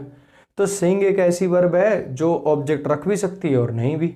तो समझना, सिंग को जब जिरंड बना लिया तो भी तो इसके अंदर वर्ब का अंश है, तो जब चाहिए ऑब्जेक्ट रखे और जब चाहिए ना रखे। मतलब आप सेंटेंस में कहना चाहो तो कहो वरना मत कहो। अगर उसने, आप सिर्फ इतना कहना चाहते हो शी स्टार्टेड सिंगिंग, उसने गाना गाना शुरू कर दिया, उसने बेसिकली गाना शुरू कर दिया, क्या गाया, मतलब गजल गाई, कवाली गाई, हिंदी म्यूजिक गाया, मराठी म्यूजिक गाया, आप नहीं बताना चाह रहे तो मत बताओ, बस आप इतना बता दो उसने गाना, मतलब गाना शुरू कर दिया उसने क्लास में। लेकिन अगर आप बताना चाहो कि गाना गाया है, गजल गाई है, शी स्टार्टेड सिंगिंग अ गजल, she started singing a qawwali, she started singing a song, she started singing a romantic song, she started singing a Bollywood song, she started singing a Marathi song, जो आपका मन करे वो लिखो। समझ में आया क्या कहना चाह रहा हूँ। तो बेसिकली ये जो जिरंड है सेमी वर्ब है, इसमें जो वर्ब आती है ना, जो वर्ब जिस वर्ब से ये बना है बेसिकली, अगर वो वर्ब ट्रांजिटिव तो ये ऑब्जेक्ट रखेगा, अगर वो वर्ब इंट्रांजिटिव तो नहीं रखेगा। अगर वो ऐसी है जो ट्रांजिटिव इंट्रांजिटिव दोनों होती है तो रख भी सकता है और नहीं भी, डिपेंड करेगा आपकी रिक्वायरमेंट पे, आप कितनी इन्फॉर्मेशन देना चाहते हो अपने सुनने वाले को। भाई आया समझ में, फिर से समझ लो, सेमी वर्ब अर्ध वर्ब एक ही समय पर दो काम कर रहा है, इस वर्ब के लिए नाउन, इस नाउन के लिए वर्ब, सेमी वर्ब अर्ध वर्ब, इस वर्ब के लिए नाउन, इस नाउन के लिए वर्ब। अभी इसको नोट करो, फिर इसी कॉन्सेप्ट पे थोड़ा सा आपको चार्ट वार्ट बना के समझाता हूँ और फिर उससे अगले लेक्चर में आपकी इस कॉन्सेप्ट पे प्रैक्टिस कराता हूँ। ठीक है, इसको नोट कर लो बढ़िया से एक बार, अभी बोर्ड से साइड हो रहा हूँ, इसको अच्छे से नोट कर लो।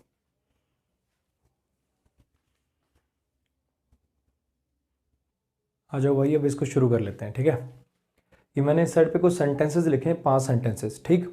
सबसे पहले क्या करना है, एक बार खुद से ट्राई करना है। ये जो राइट हैंड साइड पे लिखा है इसको नहीं पढ़ना, अभी मैं समझाऊंगा ये क्या है। लो मैं इसके आगे खड़ा हो जाता हूँ, ठीक है। यहीं की यहीं वीडियो पॉज करो, कर दे पॉज। मैं फिर बता रहा हूँ, सारी ज़िंदगी पेपर क्लियर नहीं होगा, सारी ज़िंदगी पेपर क्लियर नहीं होगा अगर पॉज नहीं किया तो। अभी कभी पॉज करो और खुद से ट्राई करो, नहीं मानोगे। चलो आ जाओ, कर लिया होगा जिसने करना था, जिसने नहीं करना अपनी ऐसी तैसी करो, ठीक है। अब आ जाओ इस पर। तो बेसिकली क्या है, मैं कुछ समझा रहा हूँ इसके थ्रू ना आपको। चाहता तो देखो मैं पहले दिन ही ये आपको ऐसा डायग्राम सा बना के चीज़ें रटवा भी सकता था, लेकिन मैं चाह रहा था कि कॉन्सेप्ट दे दूँ पहले, क्योंकि ये जिस दिन फ्लॉप होगा ना उस दिन कॉन्सेप्ट काम आएगा, ठीक है। ये मैंने बस सारी चीज़ों को ना समावेश सा करके एक टेबल से मैं बांधने की कोशिश करी है।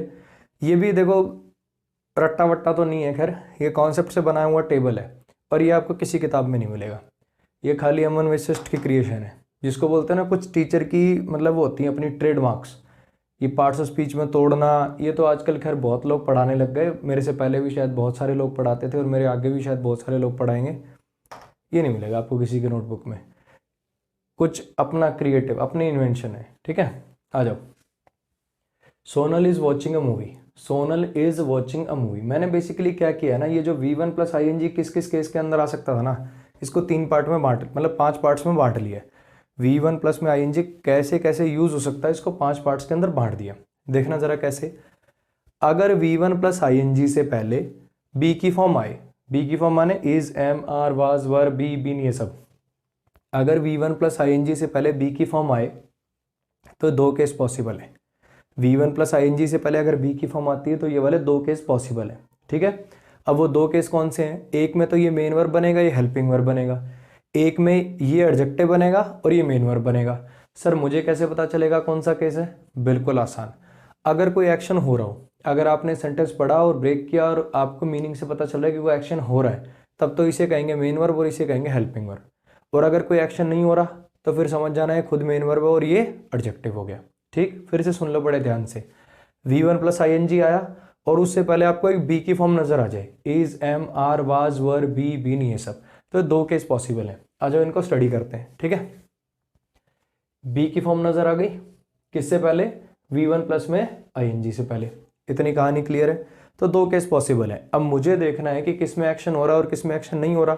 पहले का मतलब क्या है, सोनल एक मूवी देख रही है, सोनल एक मूवी देख रही है। और दूसरे का मतलब the news was very shocking, वो जो खबर थी बड़ी ही हैरान कर देने वाली थी, खबर जो थी बड़ी ही हैरान कर देने वाली थी। अब मुझे बताओ किस में एक्शन हो रहा है किस में एक्शन नहीं हो रहा। पता लग गया ना कि सर सोनल मूवी देख रही है, इसमें तो एक्शन हो रहा है, और इसमें जस्ट न्यूज़ की विशेषता बताई जा रही है। न्यूज़ कैसी थी, हैरान कर देने वाली थी। न्यूज़ इंटरेस्टिंग थी, न्यूज़ बोरिंग थी, न्यूज़ फेक थी, न्यूज़ काफ़ी लंबी थी। सारे के सारे न्यूज़ की विशेषता बता रहे हैं। ऐसी न्यूज़ कैसी थी, न्यूज़ हैरान कर देने वाली थी, न्यूज़ शॉकिंग थी। समझ में आया क्या कहना चाह रहा हूँ। तो बेसिकली है क्या, इस केस में तो ये ऐसे टूटेगा, सोनल सब्जेक्ट है, इज हेल्पिंग वर्ब है, वॉचिंग मेन वर्ब है, और ये मूवी क्या है, इसका ऑब्जेक्ट है, ठीक है। यहाँ पे एक ऐसे टूटेगा, यहाँ पे न्यूज़ हो जाएगा सब्जेक्ट। अब काफ़ी बच्चों को लग रहा होगा सर ये न्यूज़ प्लूरल है वर्ब सिंगुलर है। मेरे भाई नाउन चैप्टर में पढ़ाऊंगा, ये जो न्यूज़ होता है ना एक एब्स्ट्रैक्ट नाउन होता है, ठीक है। अभी इसको एब्स्ट्रैक्ट कहते हैं, काफ़ी लोगों का दिमाग ठनक गया है। एग्जाम्पल से अभी समझा दूंगा थोड़ा सा। चलो एग्जाम्पल सुनना एक बार, ठीक है। अनकाउंटेबल कौन से होते हैं, मटेरियल और एब्स्ट्रैक्ट के अंडर में आते हैं। अगर मैं इसको अनकाउंटेबल प्रूव कर दूं तो कुछ ना कुछ बात बनेगी ना अपनी, तो कुछ ना कुछ पास पहुंचेंगे अपन जवाब के। अब मान लो संडे का दिन है, ठीक है। तुमने टीवी ऑन किया, तुमने टीवी ऑन किया, संडे का दिन था, तुम भी फ्री थे, न्यूज़ चैनल लगाया, वो न्यूज़ चैनल पे वो आ रही वो श्वेता सिंह, ठीक है। तो अब तुम भी मूड बन गया तुम्हारा, सुबह से शाम तक न्यूज़ ही न्यूज़ सुनते रहे। भाई आज सुबह से तेरे भाई ने कम से कम ना 500 न्यूज़ सुन ली, 500 न्यूज़ सुन ली, ठीक। काउंट करके बता दिया, समझ रहे हो क्या कहना चाह रहा हूँ। 500 न्यूज़ सुन ली। अब जैसे तुमने टीवी ऑन किया, उसने बोला बाढ़ में 70 लोग मरे, लाइट चली गई। अब लाइट चली गई, अब तुम क्या कहोगे, एक न्यूज़ सुनी कि एक न्यूज़ सुनी, एक न्यूज़ सुनी कि एक न्यूज़, एक न्यूज़, ठीक है। अब तुमने सोचा था कि न्यूज़ सुनेंगे और उस दिन लाइट ही नहीं आई, यार आज तो न्यूज़ ही नहीं सुनी। ये हो क्या रहा, देखो 0 है तो भी न्यूज़, 1 है तो भी न्यूज़, और 500 कर दूं तो भी न्यूज़। मतलब क्या है इसका मतलब कुछ ना कुछ गड़बड़ है। इसका मतलब अनकाउंटेबल नाउन है। बेसिकली हिंदी में जिसको कह रहे हैं ना 500 न्यूज़ सुनी, उसको इंग्लिश में लिखना पड़ेगा ना, तो लिखना पड़ेगा 500 पीसेज ऑफ न्यूज़, ऐसा लिखना पड़ जाएगा आपको, समझना। जीरो कह रहे हो तो भी वही है, देखो बॉय सिंगुलर है, बॉयज प्लूरल है, गर्ल सिंगुलर है, गर्ल्स प्लूरल है, चेयर सिंगुलर है, चेयर्स प्लूरल है। सिंगुलर और प्लूरल दोनों में सेम यूज हो रहा है, ये काउंट नहीं हो सकता, समझना, ये अनकाउंटेबल है। क्लियर हुई इतनी बात। इसके साथ आप इंग्लिश में 500, 600, 2, 3, 4 ऐसे नहीं लगा पाओगे, इंग्लिश में लिखना पड़ेगा 2 पीसेज ऑफ न्यूज। क्लियर हुई इतनी बात। तो बेसिकली नाउन चैप्टर पढ़ाऊंगा तब पढ़ाऊंगा न्यूज अनकाउंटेबल नाउन होता है, और अनकाउंटेबल के साथ वर्ब कैसी आती है, सिंगुलर आती है। तो यहाँ पे मैंने लिख दिया इसको, देखो अब इस बार ये कैसे टूटेगा, हेल्पिंग और मेन वर्ब की मेन वर्ब और एडजेक्टिव कैसे टूटेगा, मेन वर्ब और एडजेक्टिव। क्लियर है। ये वेरी क्या होगा, इस एडजेक्टिव की इंटेंसिटी बढ़ाने वाला एडवर्ब ऑफ डिग्री। इतनी बात समझ में आई। फिर से सुन लो जरा, V1 प्लस ING से पहले अगर बी की फॉर्म आए तो ये दो केस पॉसिबल है। एक केस में तो ये हेल्पिंग वर्ब बनेगा, मेन वर्ब बनेगा, दूसरे केस में ये मेन वर्ब बनेगा और ये एडजेक्टिव की तरह से बिहेव करेगा। क्लियर है इतनी कहानी। चलो कैसे पता चलेगा, एक्शन होगा तो मेन वर्ब, एक्शन नहीं होगा तो एडजेक्टिव। अब आ जाओ, रोहन स्टॉप्ड स्मोकिंग, रोहन ने स्मोक करना छोड़ दिया था। रोहन सब्जेक्ट हो गया। अब इसके अंदर देखना, स्टॉप्ड वर्ब हो गया। अगर V1 प्लस में ING आए, अगर V1 प्लस में ING आए और उससे पहले कोई हेल्पिंग वर्ब ना लगी हो, तो दोनों केस तो खत्म ही हो गए, क्योंकि V1 प्लस ING जब मेन वर्ब का काम करेगा तो उससे पहले क्या आनी चाहिए, आपकी हेल्पिंग वर्ब आनी चाहिए। तो इसके वर्ब बनने का तो चारा ही खत्म हो गया, है ना। और अगर V1 प्लस ING के बाद कोई नाउन भी ना आ रहा हो, V1 प्लस ING से पहले हेल्पिंग वर्ब खत्म कर देने का मतलब क्या है, इसका वर्ब बनने का चांस खत्म कर देना। और V1 प्लस ING के बाद नाउन ना देने का मतलब क्या है, इसका एडजेक्टिव बनने का यानी प्रेजेंट पार्टिसिपल बनने का चांस ही खत्म कर देना। क्योंकि V1 प्लस में ING जब एडजेक्टिव का काम करता है, प्रेजेंट पार्टिसिपल बनता है, तो किसी नाउन की विशेषता तो बताएगा, अरे हाँ कि ना। तो इसका मतलब ये वाला चांस भी खत्म, मतलब इसके एडजेक्टिव बनने का चांस भी खत्म, और इसको हटा के इसके वर्ब बनने का चांस भी खत्म। तो अगर V1 प्लस ING आया हो और उससे पहले कोई हेल्पिंग वर्ब भी ना हो और उसके बाद कोई नाउन भी ना हो, तो ये 100% जीरंड होगा। समझ में आया। लॉजिकल सी बातें, बस मैंने उसको रूल बना के लिख दिया है, सब लॉजिक्स है। V1 प्लस ING आया, उससे पहले हेल्पिंग वर्ब नहीं है, तो बताओ वर्ब हो सकता है, वर्ब बनने का चांस उड़ गया। V1 प्लस ING के बाद अगर मैं नाउन ना लिखूं, running deer, crying child, flying kites, moving train, अगर मैं इसके बाद कोई नाउन ही ना लिखूंगा तब ये एडजेक्टिव हो पाएगा क्या, नहीं हो पाएगा। तो ये वाला अगर नाउन नहीं लिख रखा तो इसका एडजेक्टिव बनने का चांस भी गया। 3 काम करता था, नाउन बनना, वर्ब बनना, एडजेक्टिव बनना, वर्ब और एडजेक्टिव जा चुके हैं, अब बच गया क्या, 100% नाउन होगा तो जिरंड कहलाएगा।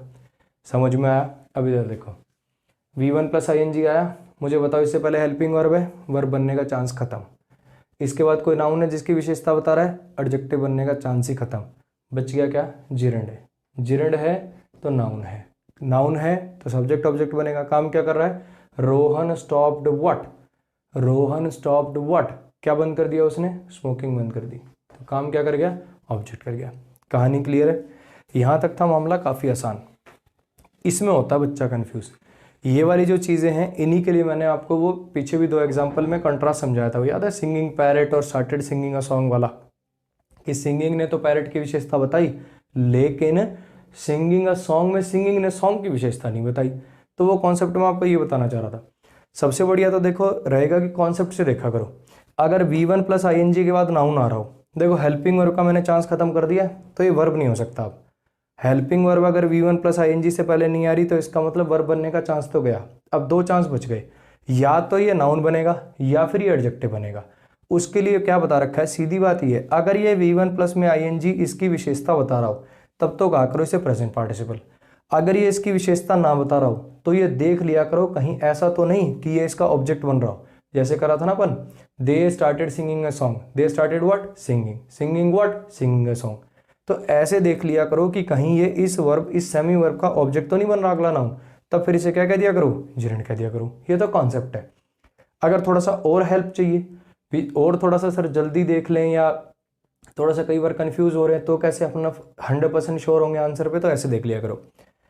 V1 प्लस में ING जब प्रेजेंट पार्टिसिपल का काम करेगा तो इसकी पहचान क्या होगी, V1 प्लस में ING के जो आगे लिखा गया नाउन होगा ना, वो V1 प्लस में ING में हो रहे काम का डूअर होगा। फिर से समझ लो, मैंने लिखा था रनिंग डियर, भागता हुआ हिरण, रनिंग डियर। तो डियर क्या था, इस प्रेजेंट पार्टिसिपल में हो रहे काम का डूअर था। जब भी V1 प्लस आई प्रेजेंट पार्टिसिपल का काम करता है तो आगे लिखा गया नाउन, या कह लो वह नाउन जिसके लिए लगाया गया है, वह नाउन इसका डूअर होता है। फिर सुन लो, क्राइंग चाइल्ड, रोता हुआ बच्चा, क्राइंग प्रेजेंट पार्टिसिपल हो गया चाइल्ड के लिए। जब भी V1 प्लस आई किसी नाउन के लिए प्रेजेंट पार्टिसिपल का काम करता है तो आगे लिखा गया नाउन, वह नाउन जिसकी विशेषता ये बता रहा है, वह नाउन उसमें हो रहे काम का डूअर होता है। एक और एग्जांपल से समझ लो, फाइटिंग बुल्स, लड़ते हुए बैल, बैल इस काम के डूअर है, हाँ कि ना, तो प्रेजेंट पार्टिसिपल है। कहानी इतनी क्लियर है। अब समझना दूसरे में, अगर ये नाउन इसका डूअर नहीं है, अगर ये नाउन इसका डूअर नहीं है, तब ये V1 प्लस में आई क्या बनेगा, जिरेंड बनेगा। तब ये V1 प्लस में आई क्या बन जाएगा, जिरेंड। और ये नाउन क्या बन जाएगा, ऑब्जेक्ट ऑफ जिरेंड। फिर बता रहा हूं, गहराई कभी खत्म नहीं होगी, ठीक है। अब आपको लग रहा होगा कि जब आप पहले दिन आए थे तो नाउन प्रोनाउन का बेसिक जान रहे थे, अब यहाँ तक पहुँच गए तो शायद मामला यहाँ रुक जाता होगा। ऐसे बहुत सारे केसेस हैं जिसमें ये वाला समझ भी काम करनी बंद कर जाएगी, उसमें कुछ और देखना पड़ेगा। तो अंत तो कभी आएगा ही नहीं, समझना इस बात को। लेकिन जितना जितना अपने लिए ज़रूरी है अपन पढ़ते चलेंगे। आज आपको इतना समझ में आ रहा है, इतना समझ लो, जब अगला समझ में लायक हो जाओगे तो फिर अगला समझा दूंगा, ठीक। अभी इस पे पकड़ बनाओ, इस कॉन्सेप्ट पे क्या बताया, V1 प्लस आई अगर प्रेजेंट पार्टिसिपल होगा तो इसकी पहचान क्या होगी, जिस नाउन के लिए साथ ये लगाया गया है वह नाउन इसका डूअर होगा। अगर V1 प्लस आई के साथ जो नाउन आपने लगा रखा है वह नाउन इसका डूअर नहीं है तो समझ जाना ये जिरेंड है और ये जिरेंड का ऑब्जेक्ट है, ठीक। आओ अब इस बात को अप्लाई कर देते हैं। ही कॉट द रनिंग ट्रेन, उसने चलती हुई ट्रेन पकड़ ली, ठीक है। रनिंग का मतलब यहाँ भागती हुई ट्रेन कह लो, रनिंग ट्रेन बेसिकली मशीन्स के लिए रनिंग ट्रेन का मतलब चलती हुई, इन मोशन। ही क्या हो गया, सब्जेक्ट हो गया, कॉट क्या हो गया, वर्ब हो गया। क्या पकड़ ली भाई, ट्रेन। अब ये रनिंग देखना, मुझे बताओ इससे पहले हेल्पिंग वर्ब है, नहीं है, तो ये वाला चांस और ये वाला चांस तो गया। इसके बाद नाउन आ रहा है, हाँ जी आ रहा है, तो केस नंबर 3 भी गया, हाँ कि ना। देखो इधर देखना, आगे से मैं ऐसे ही बोला करूँगा, केस नंबर 3 है क्या ये, केस नंबर 4 है क्या ये टेबल अपनी कॉपी में बिल्कुल साफ साफ बढ़िया एक साफ सुथरे पेज पर बनाना। जब भी आपको कोई डाउट होगा, जैसे बच्चा मेरे से कोई डाउट पूछेगा, फिर मैं क्या कहूँगा, तो पहले मुझे ये बता भाई ये केस कौन सा है, 1 है, 2 है, 3 है कि 4 है कि 5 है। तो ध्यान रखना इस टेबल को। देखो इस सेंटेंस में क्या हुआ, इस सेंटेंस के अंदर V1 प्लस आई से पहले कोई हेल्पिंग वर्ब नहीं आई, तो केस नंबर 1 और 2 तो ये हो ही नहीं सकता। मतलब कोई बी की फॉर्म नहीं आई तो ये 1 और 2 तो किसी कीमत पर होगा ही नहीं। अब इसमें इसके बाद नाउन आ रहा है, V1 प्लस आई के बाद नाउन आ रहा है, तो इसका मतलब ये केस नंबर 3 भी नहीं होगा। अब ये दो केसेस में से एक हो सकता है, क्योंकि इन केसेस में हेल्पिंग वर्ब भी नहीं आती और V1 प्लस आई के बाद एक नाउन आ जाता है। तो ये या तो केस नंबर 4 है या केस नंबर 5 है। कैसे जानूँ कि 4 है कि 5 है, एक तो कॉन्सेप्ट से जान सकते हो, सीधी सी बात है। उसने चलती हुई ट्रेन पकड़ ली, ये चलती हुई ने, रनिंग ने ट्रेन की विशेषता बताई, हाँ कि ना बताई, तो इसका मतलब ये इसके लिए एडजेक्टिव हो गया, प्रेजेंट पार्टिसिपल हो गया। इतनी कहानी क्लियर है। अगर ऐसे नहीं देखना चाहते तो ये चलने का काम, ये मूव करने का काम कौन कर रही, ये ट्रेन ही तो कर रही है, तो इसका मतलब क्या हो गया, ये प्रेजेंट पार्टिसिपल हो गया, एडजेक्टिव हो गया। क्लियर हो गई इतनी बात। नेक्स्ट, अमन लाइक्स टीचिंग इंग्लिश, अमन को पसंद है अंग्रेजी पढ़ाना, अमन को पसंद है अंग्रेजी पढ़ाना। अमन सब्जेक्ट है, लाइक्स वर्ब है। अब इसको देखो, केस नंबर 1 और 2 हो सकते हैं, नहीं हो सकते क्योंकि V1 प्लस आई से पहले हेल्पिंग वर्ब नहीं है। केस नंबर 3 हो सकता है, नहीं हो सकता क्योंकि सर इसके बाद तो नाउन आ गया। या तो ये केस नंबर 4 है या ये केस नंबर 5 है। मुझे कैसे पता चलेगा केस नंबर 4 है कि 5 है, बिल्कुल आसान, मुझे बस इतना बता दो कि ये इंग्लिश टीचिंग का डूअर है क्या, इंग्लिश ये जो है टीचिंग का डूअर है क्या, बोलो। एक चीज़ समझना, मैं तो देखो इसको कोशिश करता हूँ कॉन्सेप्ट से समझने की। टीचिंग ने इंग्लिश की कोई विशेषता बताएगा, इंग्लिश की विशेषता कैसी होगी, American English, British English, complex English, अरे हाँ के ना। तो बेसिकली टीचिंग ने इंग्लिश की कोई विशेषता नहीं बताई तो इसको एडजेक्टिव मत कहो। मैं तो देखो ऐसे देख लेता हूँ। दूसरा तरीका आप कैसे लगा सकते हो, मुझे बताओ ये इंग्लिश जो है ये टीचिंग का डूअर है क्या। जैसे यहाँ ट्रेन चलने का डूअर था, फाइटिंग बुल्स में बुल्स लड़ने के डूअर थे, क्राइंग चाइल्ड में चाइल्ड जो है वो क्राइंग का डूअर था। ऐसे मुझे बताओ टीचिंग जो है मतलब इंग्लिश जो है टीचिंग का डूअर है क्या। भी अमन तो अंग्रेजी पढ़ा रहा है, आज अंग्रेजी का मूड हो गया, अंग्रेजी ने तुम्हें उर्दू पढ़ा दी, ऐसा हो पाएगा क्या। ये इंग्लिश कभी भी टीचिंग का डूअर बन पाएगा क्या? नहीं बन पाएगा। तो अगर ये नाउन, अगर ये V1 प्लस में ING के बाद लिखा गया नाउन इस काम का डूअर नहीं है, तो आपको समझ में आना चाहिए कैसे टूटेगा। ये टूटेगा जिरण प्लस में जिरण का object. Aman likes what? Aman likes teaching, ये बनेगा आपका ऑब्जेक्ट। ऑब्जेक्ट है तो नाउन है। अगर V1 प्लस में ING नाउन का काम कर दे तो इसका हाईफाई नाम क्या हो जाता है? जिरण। और ये इंग्लिश क्या हो गया आपका? Object of gerund. कहानी इतनी क्लियर है। Aman likes what? Aman likes teaching. Teaching what? Teaching English. इतनी कहानी क्लियर। फिर बता रहा हूँ, देखो सेमी वर्ब, अर्ध वर्ब, ये जो वर्ड है ना टीचिंग, ये एक ही समय पर दो काम कर रहा है। दो काम क्या? इस वर्ब के लिए नाउन बनना और इस नाउन के लिए वर्ब बनना। क्लियर है इतनी कहानी। सेमी वर्ब, अर्ध वर्ब, इसमें दोनों चीजों के अंश हैं। ये वर्ब भी है और नाउन भी है। इस वर्ब के लिए तो नाउन है लेकिन इस नाउन के लिए वर्ब है। कहानी हुई क्लियर। इस टेबल को बहुत अच्छे से साफ साफ बनाना है, 3-4 बार इन एग्जाम्पल्स को पढ़ना है और आगे आने वाले एग्जाम्पल्स में इसकी खूब प्रैक्टिस होगी, खूब प्रैक्टिस होगी। बच्चे मुझसे कहते हैं सर ये जो आप क्लास में बेसिक के कॉन्सेप्ट पढ़ाते हो इसकी प्रैक्टिस कहाँ से करें? कोई शीट वीट दे दो ना। अरे शीट लेने की जरूरत ही नहीं भाई, मैं हर सेंटेंस में इनको इतना यूज़ कर देता हूँ कि आपको वैसे ही याद हो जाएंगे, ये वैसे ही ब्रेक करना सीख जाओगे।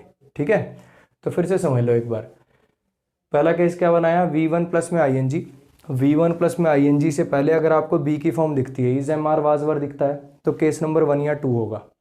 केस नंबर 1 में क्या ये हेल्पिंग वर्ब बनेगा और ये मेन वर्ब बनेगा। केस नंबर 2 में क्या ये मेन वर्ब बनेगा और ये एडजेक्टिव बनेगा। कैसे पहचानूं केस 1 है कि 2 है? अगर सेंटेंस पढ़ के पता लगे कि ये एक्शन है तो ये वर्ब बनेगा, अगर एक्शन नहीं है तो ये एडजेक्टिव हो जाएगा। ठीक है। अब सोनल जो है एक मूवी देख रही है तो एक्शन है। जो न्यूज़ है बड़ी ही हैरान करने वाली थी, शॉकिंग थी, इसमें एक्शन नहीं है, तो यहाँ ये टूटेगा हेल्पिंग वर्ब मेन वर्ब और यहाँ ये टूटेगा मेन वर्ब एडजेक्टिव। इतनी कहानी क्लियर है। नेक्स्ट, इस सेंटेंस को अगर मैं बात करूं तो V1 प्लस ING से पहले कोई हेल्पिंग वर्ब ना आए तो इसके वर्ब बनने का सवाल खत्म हो जाता है। इसके बाद कोई नाउन ना आए तो इसके एडजेक्टिव बनने का सवाल खत्म हो जाता है। तो ये शॉर्ट क्या हो जाएगा? जिरण हो जाएगा। इसके लिए मैंने एग्जाम्पल यहाँ पे लिख दिया, रोहन स्टॉप्ड स्मोकिंग। इससे पहले हेल्पिंग वर्ब नहीं आई तो वर्ब बनने का चारा खत्म। इसके बाद कोई नाउन नहीं आया तो इसके एडजेक्टिव बनने का चांस खत्म। Rohan stopped what? ऑब्जेक्ट है, ऑब्जेक्ट है तो नाउन है, नाउन है तो जिरंड है। अब बच्चा कंफ्यूज होता है मेनली इन केसेस में। हेल्पिंग वर्ब पहले ना आए तो वर्ब बनने का चांस खत्म। अब 2 चांस बच गए, या तो एडजेक्टिव है या फिर नाउन है। अगर इसके बाद लिखा गया नाउन इस काम का डूअर है तब तो ये प्रेजेंट पार्टिसिपल प्लस में नाउन। अगर ये नाउन इसका डूअर नहीं है तब ये जिरण प्लस में जिरण का ऑब्जेक्ट। यहाँ पर ये जो रनिंग था इसका काम ट्रेन कर रही है, भागती हुई ट्रेन, तब तो ये प्रेजेंट पार्टिसिपल प्लस में नाउन। यहाँ ये इंग्लिश जो है टीचिंग का डूअर नहीं है तो ये जिरण प्लस में जिरण का ऑब्जेक्ट। आया भाई कॉन्सेप्ट समझ में? देखो मुझे लगता है ये जो अपना ये वाला लेक्चर है ना ये कुछ हैवी हो गया डोज, तो इसको कम से कम 2 बार ज़रूर देख लेना। बहुत अच्छे से इन लेक्चर को देखना। इसके अंदर आपका इन्फिनेटिव, जिरण, पार्टिसिपल, कुछ नई चीज़ें आ गई हैं, डाई ट्रांजिटिव वर्ब आ गई है। इस लेक्चर को बहुत अच्छे से देख लेना, 2-3 बार अपना रिवाइज कर लो, नोट्स बना लो। वैसे मैं अगले लेसन के अंदर इसकी प्रैक्टिस खूब करा ही दूंगा आपको। ठीक है, अगले लेसन को छोड़ो, हर सेंटेंस के अंदर मतलब अगर 5 सेंटेंस लिखता हूँ तो 5 में से 2 में ये चीज़ ज़रूर लिखता हूँ मैं, जिरण प्लस में जिरण का ऑब्जेक्ट। आगे इन्फिनेटिव पढ़ाऊंगा तो इन्फिनेटिव के अलग अलग एक्शन आने लग जाएंगे। अभी सिर्फ नाउन बनना है ना, इसको एडवर्ब बनाएंगे, एडजेक्टिव बनाएंगे, धीरे धीरे धीरे धीरे सीखते चलेंगे। ठीक है मेरे भाई, तो आज के लिए इतना ही रखते हैं। अब इसको अच्छे से नोट कर लो और फिर मिलते हैं हम मिलते हैं अगली क्लास के अंदर। ठीक, चलो इसको नोट कर लो। Thank you so much.